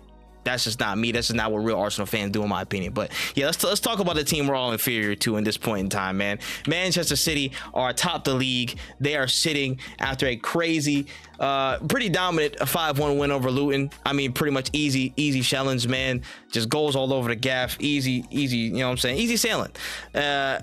I mean, we can make quick work of this. I got questions about the title race Holland after win the this. award? Congrats! for the worst Yay! bicycle Let's kick? go. Nice. Yeah. The most No, penalties. That thing was going out into Rosette for a throw-in. That would have been the most So funny bad. clip ever if that did not hit that guy's face, bro. Nah, I feel bad for my That boy. would've been so funny. Oh my goodness, dog. But I mean, listen, it's He just gives what Keane said about him so much traction, man. Ugh. It's tough. He's been dog shit recently. And again, I mean, who he can be as dog shit as he wants, bro. He could be whatever. You're gonna have freaking Vardiol pulling out belters from outside the box. You got Yeah, that's crazy. In the same week, he did it twice. what, bro? When Count Dooku is literally scoring goals like that, bro, the defenders got to be 30 and up. They got to be 30 and up. That's what we do. Listen, you got Doku cooking like that. Kovacic's cooking like that with a stunner. We're getting Yeah, that slander Count for Doku. Yeah, right? on That's Count Doku Yeah, today, man. no. He's That big goal Doku. He's big Doku. Was just mwah. Like, it was the type of thing you see in the African streets, bro. It was just disky football at its best, man. It was like, that's just a beautiful No, goal. facts. I really can't even hate. All your goals are beautiful except for the own goal. That was just funny. But yeah, Adrian, I guess at this point, are you guys locking in? You feel it? Is it City time again or what? I feel it. Yeah, I mean, I'm not gonna like sit here and say it's 100% a certainty, because it's funny. Like, when I think about how we've been this season, we haven't been very good. I've said that many times. Yet somehow we're still top of the league, which I mean is beyond me. We haven't beaten any of our rivals basically in any of the games that we played against them. It's pretty crazy. But at the end of the day, I think, like, at least from my perspective, you know, obviously it'd be great to win the league again. Incredible, you know, to win 4 in a row. And it could be also that the players and the manager don't feel the pressure as much. And ironically, maybe that's the reason we'll win it, because they've done it 3 in a row. If we lose this in the big picture, it's there's nothing that, you know, anybody can take away from us, in my opinion, you know. Mhm. It's just another season. Yeah, we didn't win the title. We'll go again next season. But I think, ironically, like I said, that might be mentally what the players and Pep are looking at the league as right now, is more, we don't have any pressure. If we win, we win. And if we don't win, then, well, we won 3 in a row. We can't win them all. So, yeah, it's interesting to see that we're at the top at this stage of the season again. And I wonder if we are going to start to feel any pressure from that or not. I personally don't think so. And me as a fan, I don't feel a whole lot of pressure, because if at the end of the day, if we lose, then we lose, you know. We still got the champions to compete for. And, you know, winning either the Premier League or the Champions this season is an incredible accomplishment, regardless. I mean, City has a very realistic chance of winning another treble. It's Yep. ridiculous. They still And that's, yeah, even mentioning that, I'm just like, wow, imagine another treble, considering that we've A been double treble a is step down. fucking. We've been a step That's down true. this season, you Yeah. know. It's crazy. Yeah. But yeah. I guess with the remaining fixtures, do you see any potential banana skins in the league at this point? Do you think? No, it's It's one obvious away. one. Yeah, the one obvious one That's is the Spurs only- away. Yeah, the other ones, I mean, should be wins, unless something crazy happens, which, you know, as we've seen this past week, particularly yesterday, that things can happen.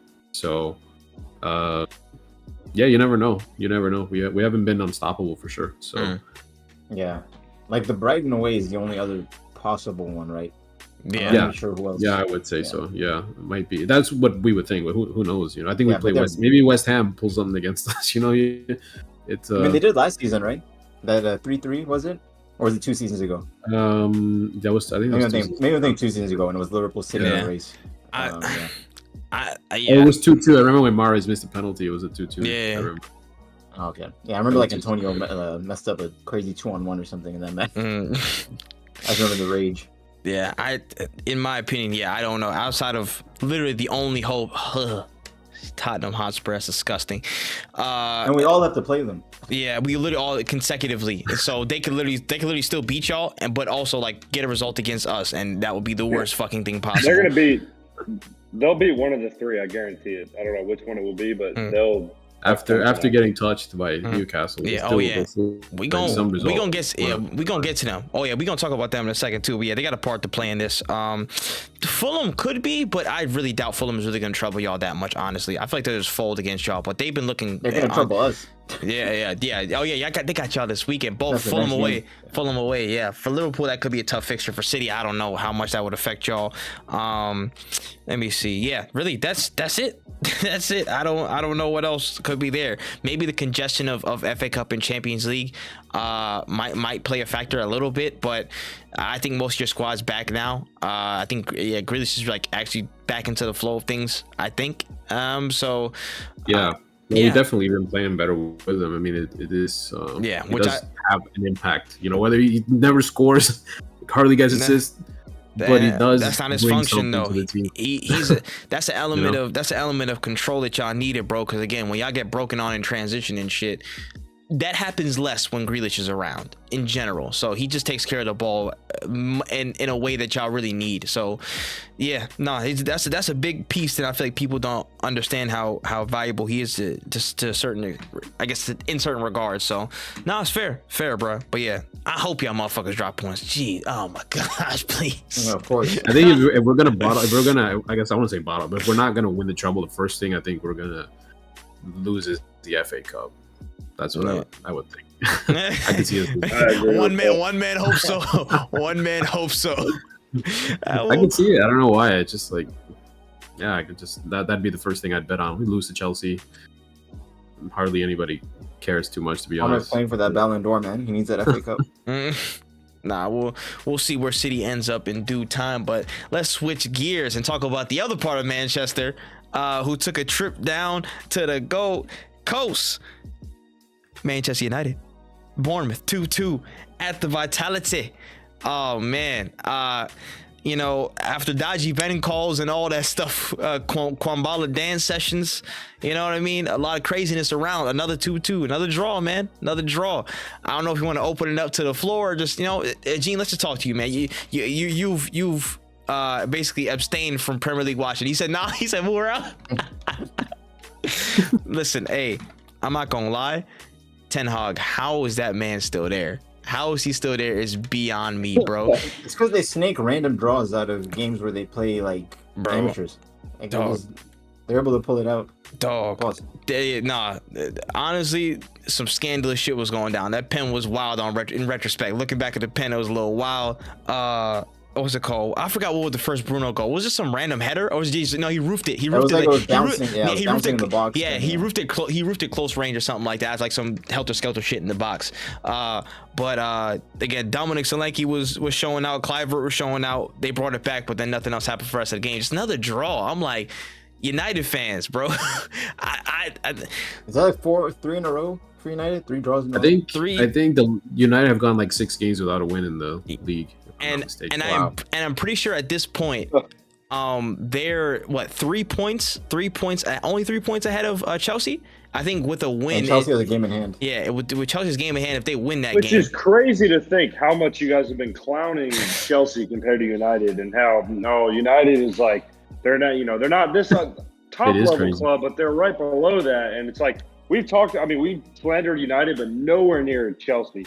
We've talked about Chelsea being like the school of the deaf and blind out there playing sometimes, and now they may finish ahead of United. They could finish ahead of Newcastle. Chelsea could finish in Chelsea could finish top place. 6. Yeah, like it's not a crazy thing to say. Obviously, After they have a spending 10 like 75% of the season in 11th or 10th. Right. I mean, that's just the fraudulence of the teams from 6 to like 12, man. Like, it's just the only thing is Newcastle seems to have picked up form right now. until next like West week, Ham, but United, we- like Chelsea should be looking at getting into the Europa League, those Europa League spots at least. nah, 100%. But I mean, I don't even know what to make an account of United games anymore. Just like, bro, there's shout out to H, bro. His name is HTO MUFC. He's like a tactical guy on Twitter. He's actually like solid. He does a lot of really good stuff. I ain't gonna lie. I follow him. He does some really good tactical like breakdowns and shit. He's a United fan. He said, bro, he told like from his page, he's like, yo, y'all go do something else, bro. Go enjoy your lives. Go watch some other games. Go watch some other sports. This United shit's cooked. He stopped doing United analysis. I had a comment, bro, like, bro, you good, bro? Protect your mentals, man. It's gotten that bad for United fans from tactical level to the pub crawlers and stuff, bro. On all levels, it's not looking good, bruv. It's not looking good. I don't know how. I don't know if there's anything more to say. Like, they're just such a bad team, like so badly coached. Just shit. Yeah, that's what I was gonna say. There's not even much to talk about anymore. Is it just waiting until the end of the season to sack him at this point? At this Yeah, you point, gotta get yes, dead man walking. yes. Well, Yeah, I mean, and- I would be surprised if Ten Hag is still like United next and year. not only They on just don't even want a caretaker. and no, they just gonna ride it out, bro. And not even on the field, bro. Off the pitch, you see Anthony not even in the lineup because apparently he had a bust up talking about his playing time. Apparently Garnacho's liking tweet talking about, hey man, I don't know what Ten Hag is really doing out here. The whole dissension, the back room was getting broken up, the front room was getting broken up, on the pitch is broken up. Anthony's Look like bad relationships out here. Anthony's just such a little shithead. Like he's just like I would hate to be around that guy. He just seems like the most unbearable person to share a dressing room with. Bro. Oh man, I love it. But I like that French center back, but he got done by Solanke on that first. Oh yeah, he was on his ass, Bro. Bro, Yeah, I thought he hit the slip. I thought he was doing the on Jackie, like the little T-Pain joint. You know what I'm saying? I thought he did that for a little bit. It was tough, brother. I like that guy too, but he had to get done dirty. I can't even front on him, man. It was just Before we move on from the match, man, just Rashford. like the final shout out to Dom Solanke, man. Just what, Bro, like record- who could have predicted this season out of him? I record think goal I scorer said for earlier in the season when he scored like Bournemouth. when he was on his goal tally was on 4, and I said he's like already doubled his total Premier League tally, kind of tongue in cheek. And then look at him now in like 17 goals I think Yep. at this point. He's broke the Bournemouth record for most Premier League goals in the season. Yep. Which I'm surprised it took this many goals to break it. Oh, it was Callum Wilson before, right? Yeah, but just crazy. Like the fact that he's put a stake in, I don't think he'll be rewarded. But the fact that he's put his stake in the ground to be able to go to the Euros and is actually Facts. has a claim and an argument is unbelievable from where he was before the season started. 100%, man. Honestly, it's like Iraola had a bad rap in the beginning of the season. You know what I'm saying? Results didn't go his way, but when it clicked, he at least found good form to be a strong mid-table side. So again, credit to Iraola as well. It's hard to establish anything in this league, man. It's hard. And so coming from outside, you know what I'm saying, and trying to establish and set up things at Bournemouth, I think he's done overall a pretty solid job to He's done a very good job. stay in a good standing, have had platform players like Solanke, again like Semenyo and stuff like that, like again good players that can provide some good moments and stuff. So and almost max points off United in the season. That's a solid way to make yourself known in your first season in the league like that. So fair. Any remarks, Gene? You know what I'm saying? You've been awfully quiet, brother. Yeah, I'll say one thing about Ten Hag. He is the poor man's Klopp. That's the way I see him. He is the he's the Walmart Klopp. If we're going by tactics, what he does is he sets up for us to be. Yeah, he sets up for us to be so like transitional, to fight for like those transitions, and we just don't have the quality right now to be like that that. We don't have we don't have a Virgil van Dijk in our team we just don't have it. He has to set us up how he did last year. Park the bus. And he tried something different, and it's not going to work out, and it's not going to pay you. It's not going to give you too much time at United to do what you're doing, and all these fixtures, and it just doesn't show any improvement. So I think that's where he messed up. He tried to do something different instead of parking the bus like he did that last season, and it's just shooting himself in the foot. Yeah, nah, man. Yeah, he's definitely out of here in summer. That's what I think. He definitely out of here in summer, right, Gene? Dang, just a shrug. I don't see any other way that he stays.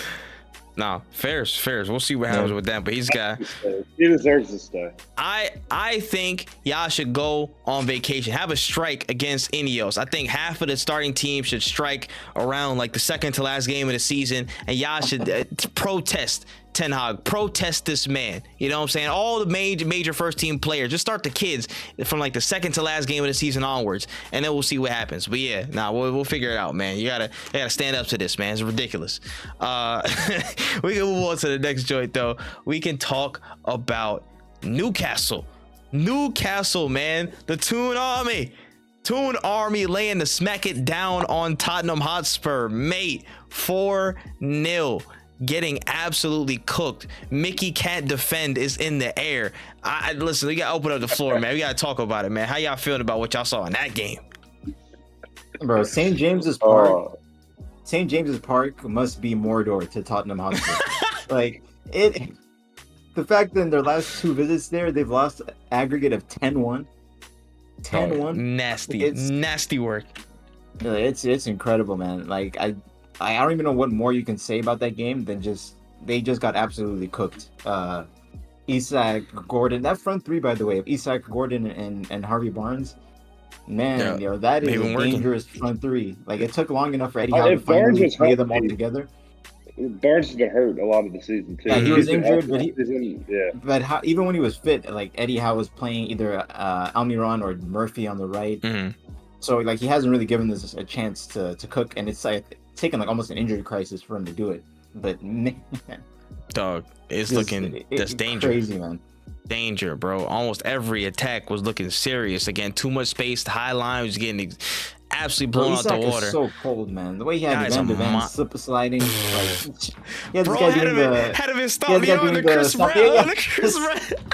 Yeah. Had him shoulder up, screaming. He said, "Ah!" Bro, that's still of his neck posture is outrageous. Bro, I ain't never seen somebody look that distraught mid slip.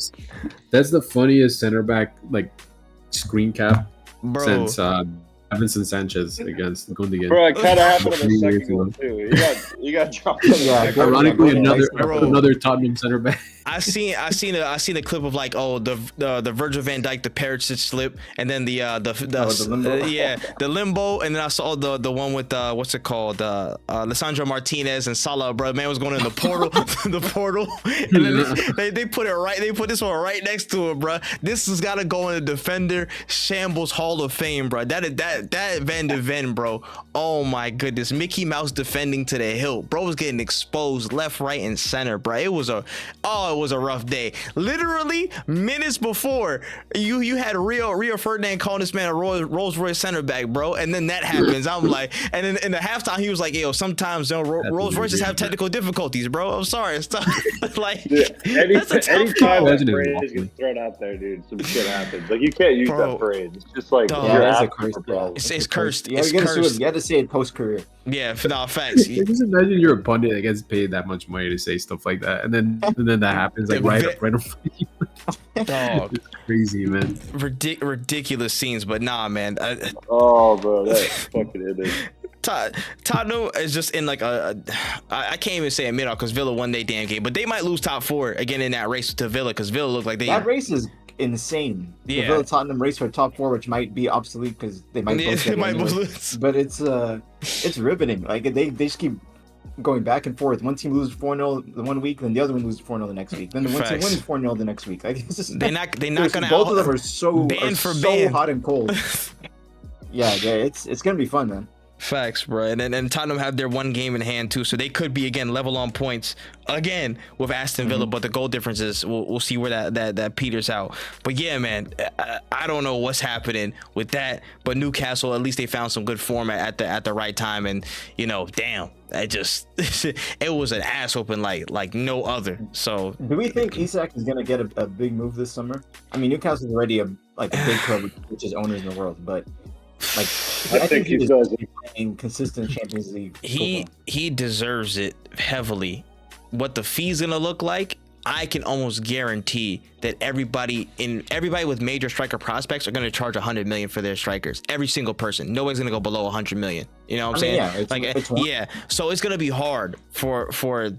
It's going to be much harder for him to get a move anywhere. But isn't Newcastle? Haven't people been talking for months? And Newcastle might need to offload a lot of players because of FFP. I've heard about that talk as well. I don't know how it's going to pan out in the summer. If it's true, then I think there's actually a strong likelihood he'll go. In which a lot of people should be all over that. Fucking us. We should. Where did he go? For like a year. He's Arsenal's perfect striker. Bro, I've been saying from ages, bro. Like, your team with him up front, it's almost complete. Yeah. Barcelona.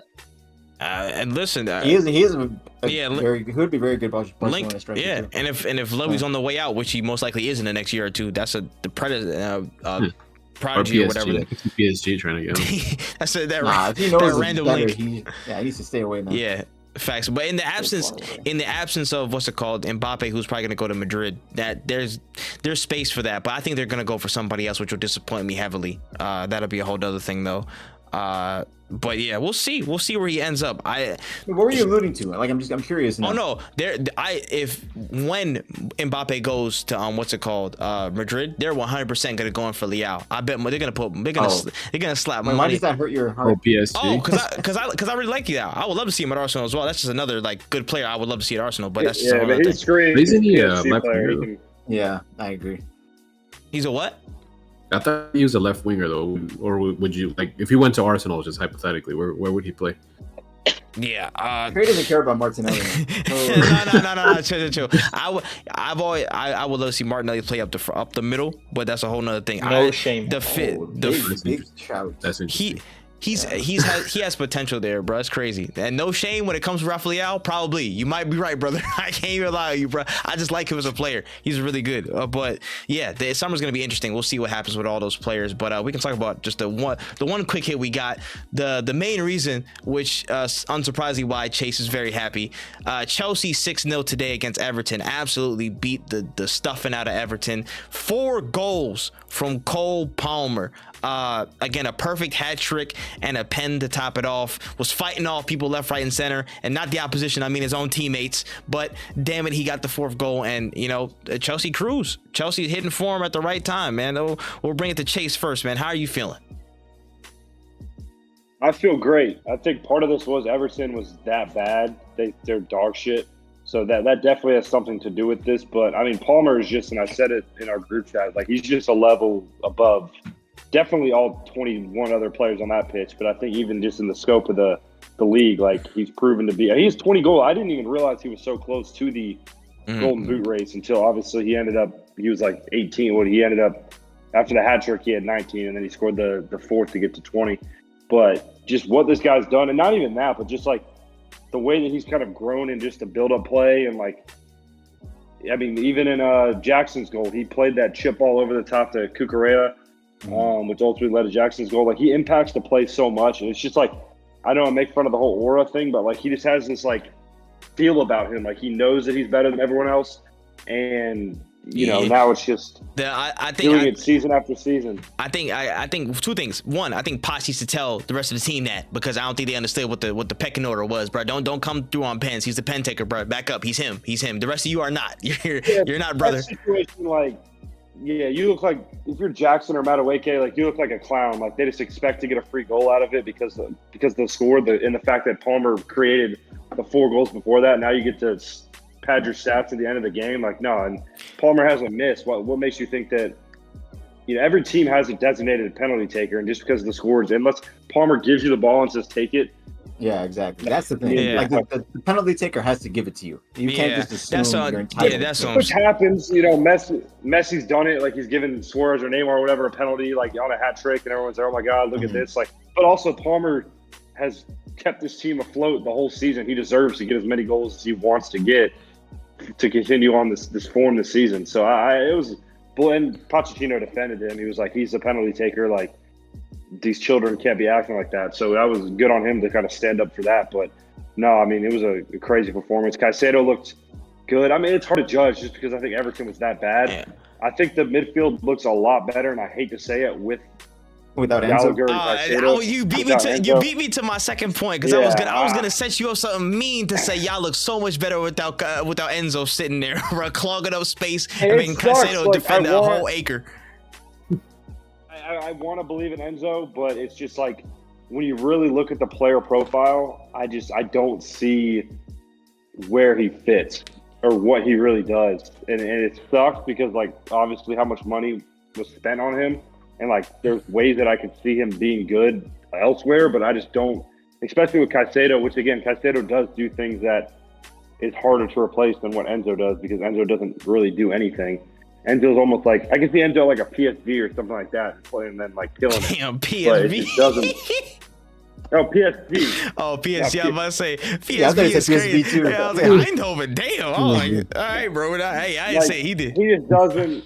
Yeah, I don't see, and hopefully I'm wrong. I hope he proves me wrong, but I just don't see the qualities that he possesses to like actually impact the game. He just can't seem to do it. So, but Gallagher's want to be on the way out too. So hopefully Lavia comes in and does. That's longer term stuff. But no, Cole Palmer is just a level above everyone else. And besides that, Queen House, Nico Jackson, Mudryk, all those guys. I'm just let's just spend some more money this summer and just go all in again.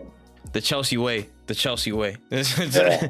But I will say again, before I saw like a mock team of the season so far, like a thing, and I saw Cole Palmer in there before. I was like, yeah, I could kind of see Cole Palmer. After today, I'm like, yeah, nah, it makes sense. I get it. Yeah, for sure. I get the fact that he's competing with Holland for Golden Boot, that's how many games he missed at the start of the season, but he didn't play the first couple games for Chelsea. So no matter how shit Chelsea is, I can at least I'll concede quality where quality is, man. Like Cole Palmer has taken this role to be a leader, like a fish to water type settings, bro.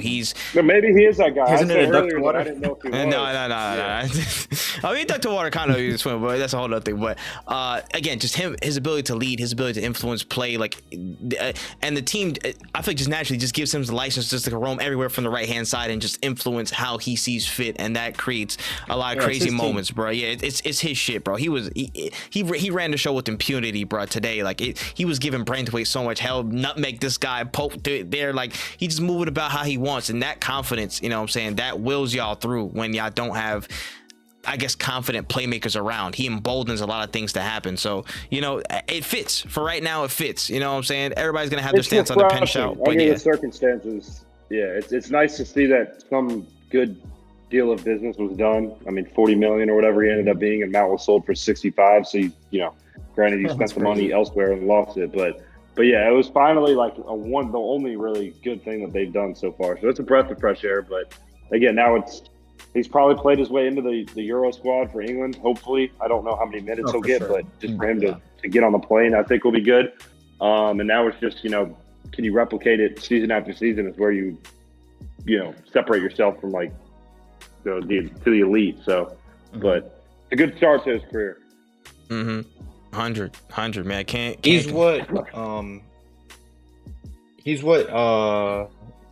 United fans thought Rashford could be, but he's not. So yeah, the fact that he already has more goals than Rashford ever managed in the Premier League season. And that's actually he has more hat tricks than Saka and Rashford combined. Hey, Saka be getting he has subbed 2 off. hat tricks this season. Saka be getting subbed off, brother. I don't care about that. I got my excuse loaded. Fuck that. Just in case. But no, listen, you can't deny the form that guy's on, bro. He's having a hell of a season so far. You gotta respect it. You gotta respect the quality. But we can hold the Premier League talks for a second. We can talk about Europe really quickly. But before we get to the big Champions League fixtures and stuff, let's just talk about the Europa League really quickly. Just touch on it. Yeah, I'm sorry. We gotta get to it first. Phil, what happened? To the wound. Phil, what happened? Atalanta came to Anfield and put up a masterclass. Gianluigi Scamacca, bro. West Ham apparently reject. I'd say West Ham are the rejects. You know what I'm saying? Mm-hmm. Run whatever you want, because that guy was on fire. Atalanta were on fire. Liverpool had no answer. What the hell was going on in that game? I wish I could tell you. It might be the worst performance I've seen in the Jurgen Klopp era, and that's saying a lot because there's been some absolute stinkers over the years. It was just extremely bad. I mean, the match started in the typical sluggish form. The only thing was Liverpool hadn't conceded early yet.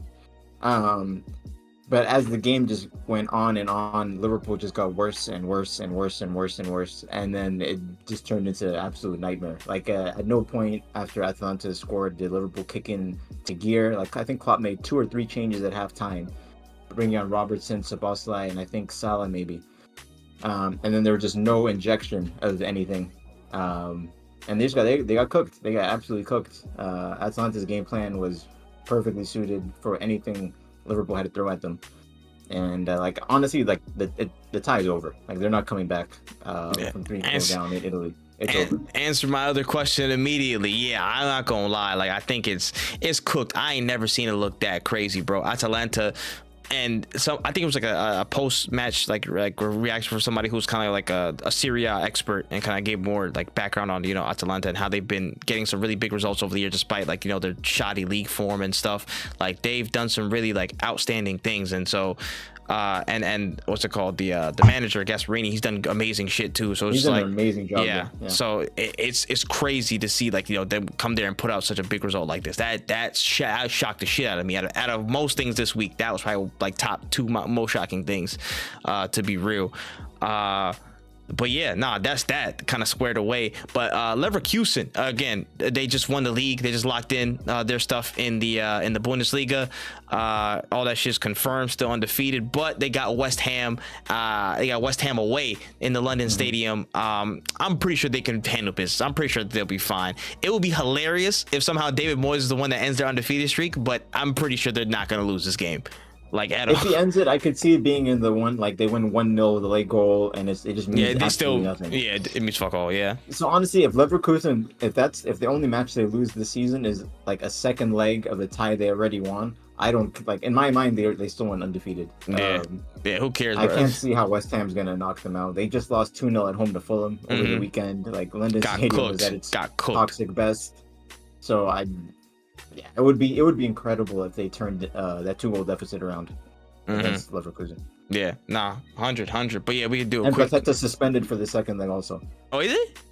Yeah, he got a yellow card in the first leg, so he's ruled out. Yeah, they're cooked. I think they're probably cooked. Yeah, them odds boys are crazy. Them boys out of there. But we can shift and start talking about the Champions League leg 2. First and foremost, just get a go around the room before we go to the individual fixtures. Is this probably one of the best quarterfinals we had in like the past like decade? Like, is it up there? Yeah. I think it's like far, absolutely. Out of my mind. Only one tie looks like it might be over, maybe. Like, Barcelona PSG is the one that leans most towards being over. But even still, it's a 1-goal deficit. Like, no one has a 2-goal or more deficit going into the second leg, which is, I couldn't tell you when or if that's happened in the past decade.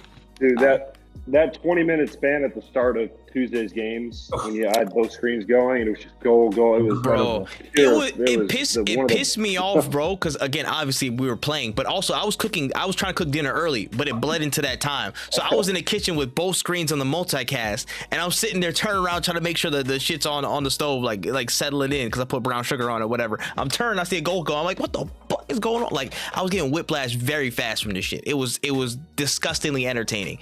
It was ridiculous ties. The only crime is that they were happening at the same time. It's stupid, so stupid. Oh my gosh, I hated how they were simultaneous. But we can go through some of these one by one and just talk about what happened in the first leg and a bit of preview on the second. Let's just start with Atletico Dortmund. Let's get this one out the way. Closer than I thought. A lot closer than I thought. Dortmund very much rallied in the last 15-20 minutes. I still think Atletico might win, but Dortmund did show something. They showed something that they could creep back into it if Atletico aren't careful.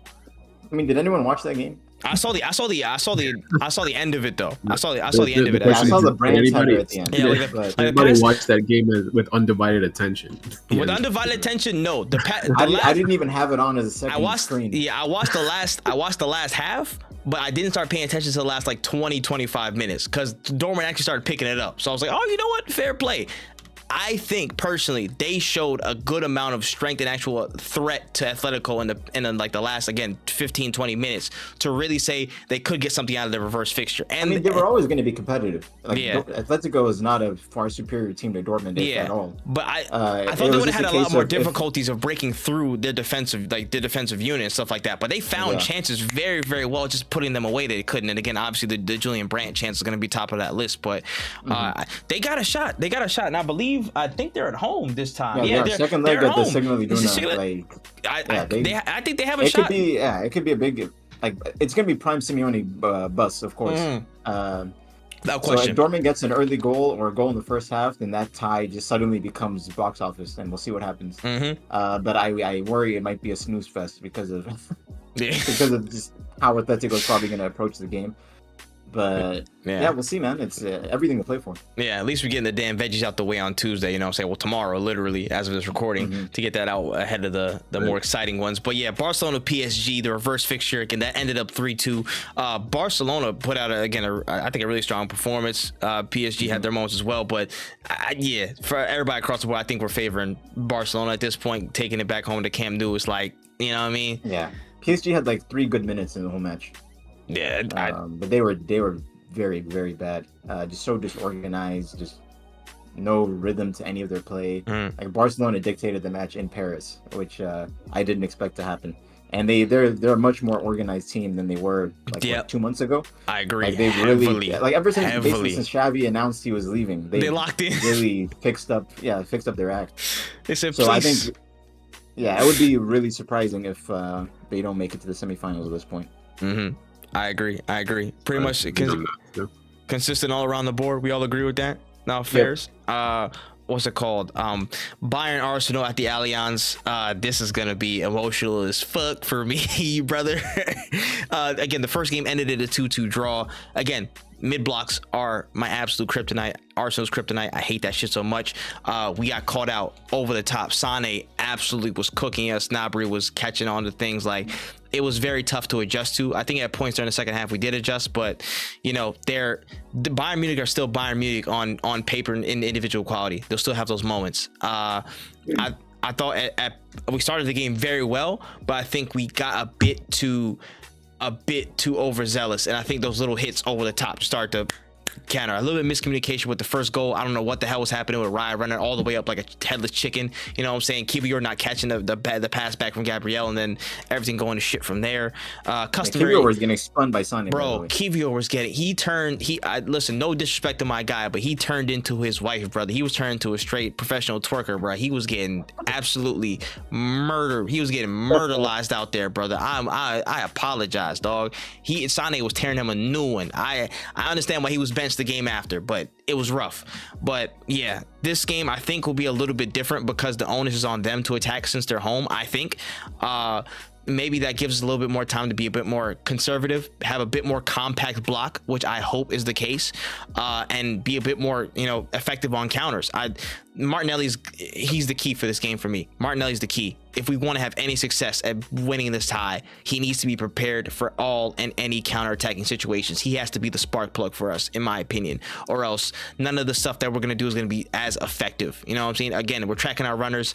We have a little bit more luck because there's no Kingsley Coman, there's no Gnabry, and I believe there's one of Coman's an injury, Gnabry's an injury. Alphonso Davies is the other one, out through suspension. So we have a little bit of luck with pace and you know what I'm saying, effective runners against us. We have a bit more luck on that side, but I don't think it's going to be enough to count them out. We have to be cautious. We have to be probably compact. going to be Musiala on the left, Miller in the 10, Sonny on the right. Yeah, like a Pavlovic and Goretzka in the middle or some shit like that. Like they'll field something of that ilk, but we'll see. I believe in us. Like I said, I believe we can get a result. This shit is not going to be easy in the slightest. Bayern Munich are still Bayern Munich, but we can find our chances. Defensively, they're still going to have their frailties, and I think we can get something out this game. It's going to be tough, but we got to do it, bro. We got to stand up and deliver and respond from all the shit that's happened this past week. So we move. That's what I think. City Real Madrid. What the fuck? I don't get how that game was so good, and I was trying to flip back and forth, but I was missing so much. Yeah, that game was always going to be incredible. It was always going to be, yeah.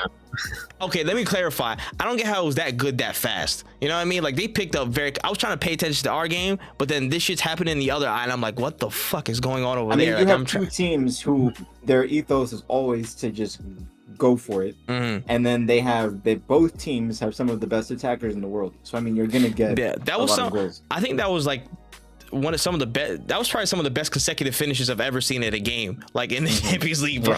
Like I don't understand how many good finishes you get from the Vardiol to what's his name? This is the highest quality football. Like I don't think you'll see a better quality match in 2024 than City Real Madrid. And there was no KDB in the game. Which is crazy, but no KDB. Yeah, man, insane. But reverse fixture at the Etihad, that's gonna be tough. But I still expect way more fireworks. I think it'll be another maybe close, if not the same level of scoring in that game. This could go to extra time. Fuck it, this could go to extra time. Like I would love to see it. I think Real Madrid needed to win at the Bernabeu to have a realistic chance of going through.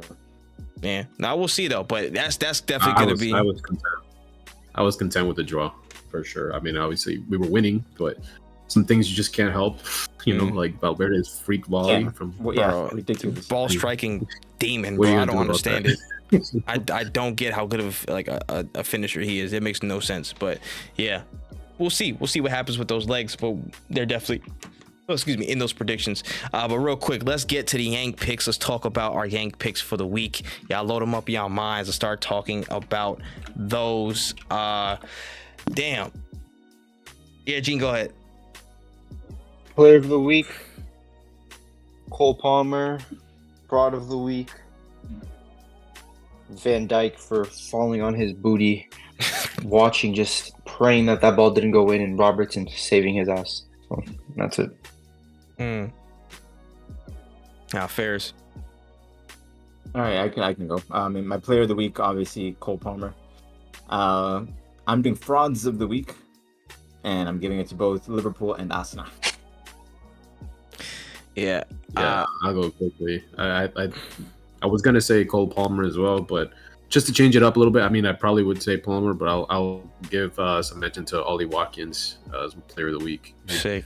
That finish was crazy. Had a very good performance. Was unlucky to score. Unlucky not to score another goal in the first half. And he talked shit to Troy Deeney right after. And he's an Arsenal fan. And he's an Arsenal fan dunking on Arsenal again. Sick. It's kind of crazy. Well, the list goes on. Sick man. If you love us so much, get the fuck away from us, bro. It don't make no sense. Oh man.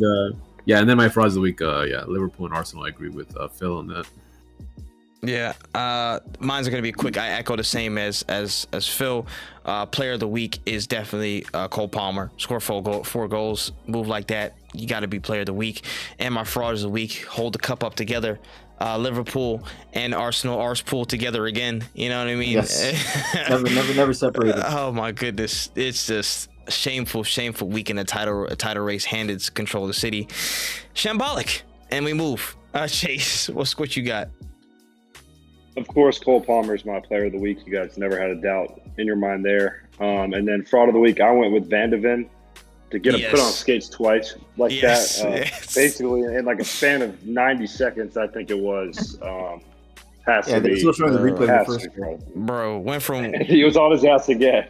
dog. It was crazy. Again, the whole footage, the old footage was still up, and then he got put on the next one, bro. From football to America's Best Dance Crew, shit was crazy quick and nasty work, bruh. But nah, that's fair. Those are our frauds and players of the week. Those are our Yank picks. Let's get to the predictions. All right, let's get to the predictions. We have 5 fixtures on the docket. We have to talk about it. 1 Premier League, 4 Champions League. Looks kind of similar to last week, but it's okay. Don't worry. We'll run through it. Let's get to the Premier League game before we get to the rest of these. Fulham versus Liverpool at Craven Cottage. Hey, you're a sick man for putting this this fixture on the prediction list. I have to predict the Liverpool win, man. Even though I really shouldn't at this point. I'm going 1-0. 1-0 Liverpool. All right, Gene. I'm going Fulham 1, Liverpool 3. Oof, I wish. All right, Adrian. I'm gonna say a 2-2 draw. 2-1 Liverpool. I have 3-1 Liverpool. All right, that's the first fixture out the way. Let's get to these reverse fixtures in the Champions League. First up, Barcelona versus PSG at the Camp Nou. I have a 2-1 win for Barcelona. Mm-hmm. I have PSG 3, Barcelona 1. Mbappe, if you're a legend, you win this game for PSG. Wow, it's big money put up. Big money put up. All right, Adrian. I'm gonna say another 3-2 win for Barcelona. My goodness. I have to say 2-0 Barcelona.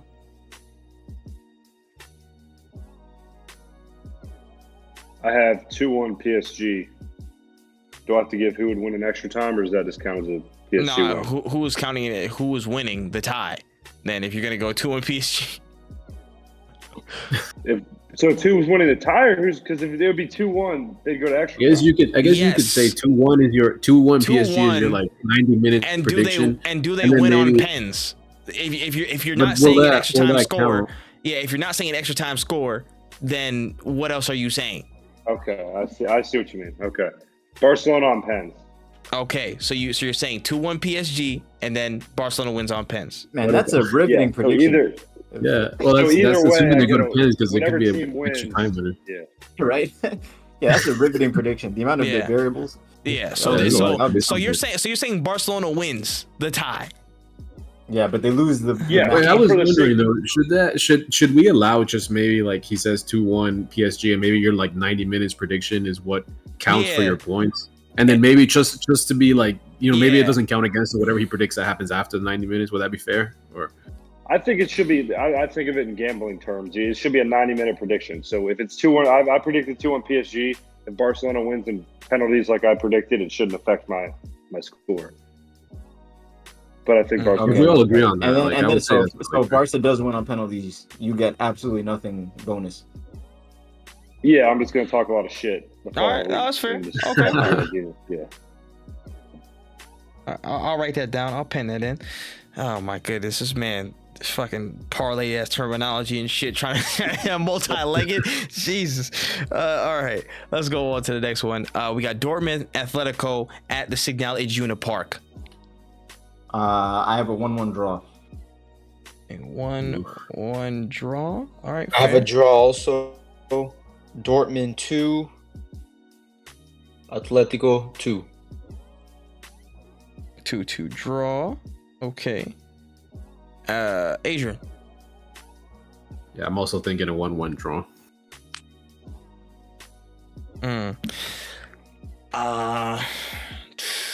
This is tough. Give me another 2-1 Atletico. Damn. After all the stuff you were saying about Dortmund, tough away win. I would love for Dortmund to win. I would love for Dortmund to win because screw Atletico, you know how I feel. But yeah, It could be jammy. It could be jammy. It's crazy. All that stuff about Dortmund picks and Hey, don't worry. fools. I'm going 3-1 Dortmund. Wow. 3-1 Dortmund. Again, it's possible. It's possible. I would love that. I'm not gonna discount him. Open game. All right. At the Allianz Arena, Bayern Munich versus the Arsenal. Don't let me down, Asna. I have a 3-1 away win at the Allianz for Arsenal. Damn, that's crazy. I also have an Arsenal win, but I have 2-1 Arsenal. Saka, are you Theo Walcott or you are Robert Pires? That's my question. Damn. Yo, respect Theo Walcott. Yeah, bro. Walcott was a People are score. asking. Damn, bro. Oh, wait, Walcott, man, damn. There's Hey, levels. There's levels though. That's That's fair. I'm gonna say 1-0 Bayern. Wow. You see Bayern keeping a clean sheet? I can't see it. Oh man. I say because last year we hardly had any chances against them. We had one chance, but lucky Holland scored it. Tough ass But game. I think they're worse now than they were then. Tough ass game, man. 1-0 to the Arsenal. Come on, boys, please. Damn, that Arsenal. rock. 2-1 Bayern. I will absolutely be in shambles on Wednesday. Y'all can't see me. Y'all can't see me on Wednesday. I was gonna be watching the game from under the sheets, bro. There's a lot of potential for shambles on Wednesday. So. Dog, yo, my video. Oh my, nah, never mind. I'm not gonna say that. Let me not. And the last prediction on the list we have at the Etihad Stadium, Man City versus Real Madrid. So I have the same exact scoreline being repeated. I have a 3-1 win for Man City. 3-1 for Man City. Hopefully we get an all English 3-0 Manchester City. Damn. Looking for the all English semi. All right, and a 3-0 for City. I need it. I need that semi. Adrian. This is so hard. I'm gonna go crazy. 4-2 City.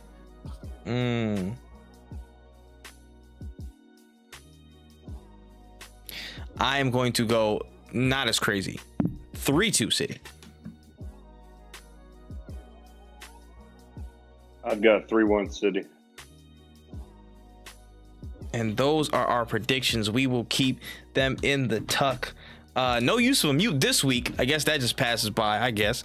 But Adrian and I didn't even discuss who would get the. It was all slander focused, man. We didn't even need all that. It's just the slander was dished out early. No need for the mutes. But those were our predictions. We will keep tabs on those as the week goes by and reveal next episode for who gets muted and who has the power to mute.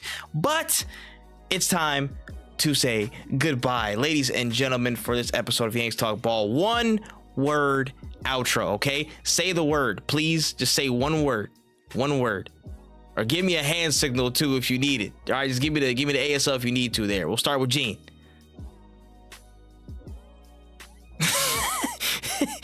It's fair. That might be multiple words in ASL. I don't know, but we'll figure it out later. Chase, 1 word. Cold. Fairs. All right. Adrian, your 1 word. Aura. Fairs. Phil, your 1 word. Masters. Hey, it's good as time of year. Also, shout out to Tiger Woods almost knocking somebody out. My 1 word.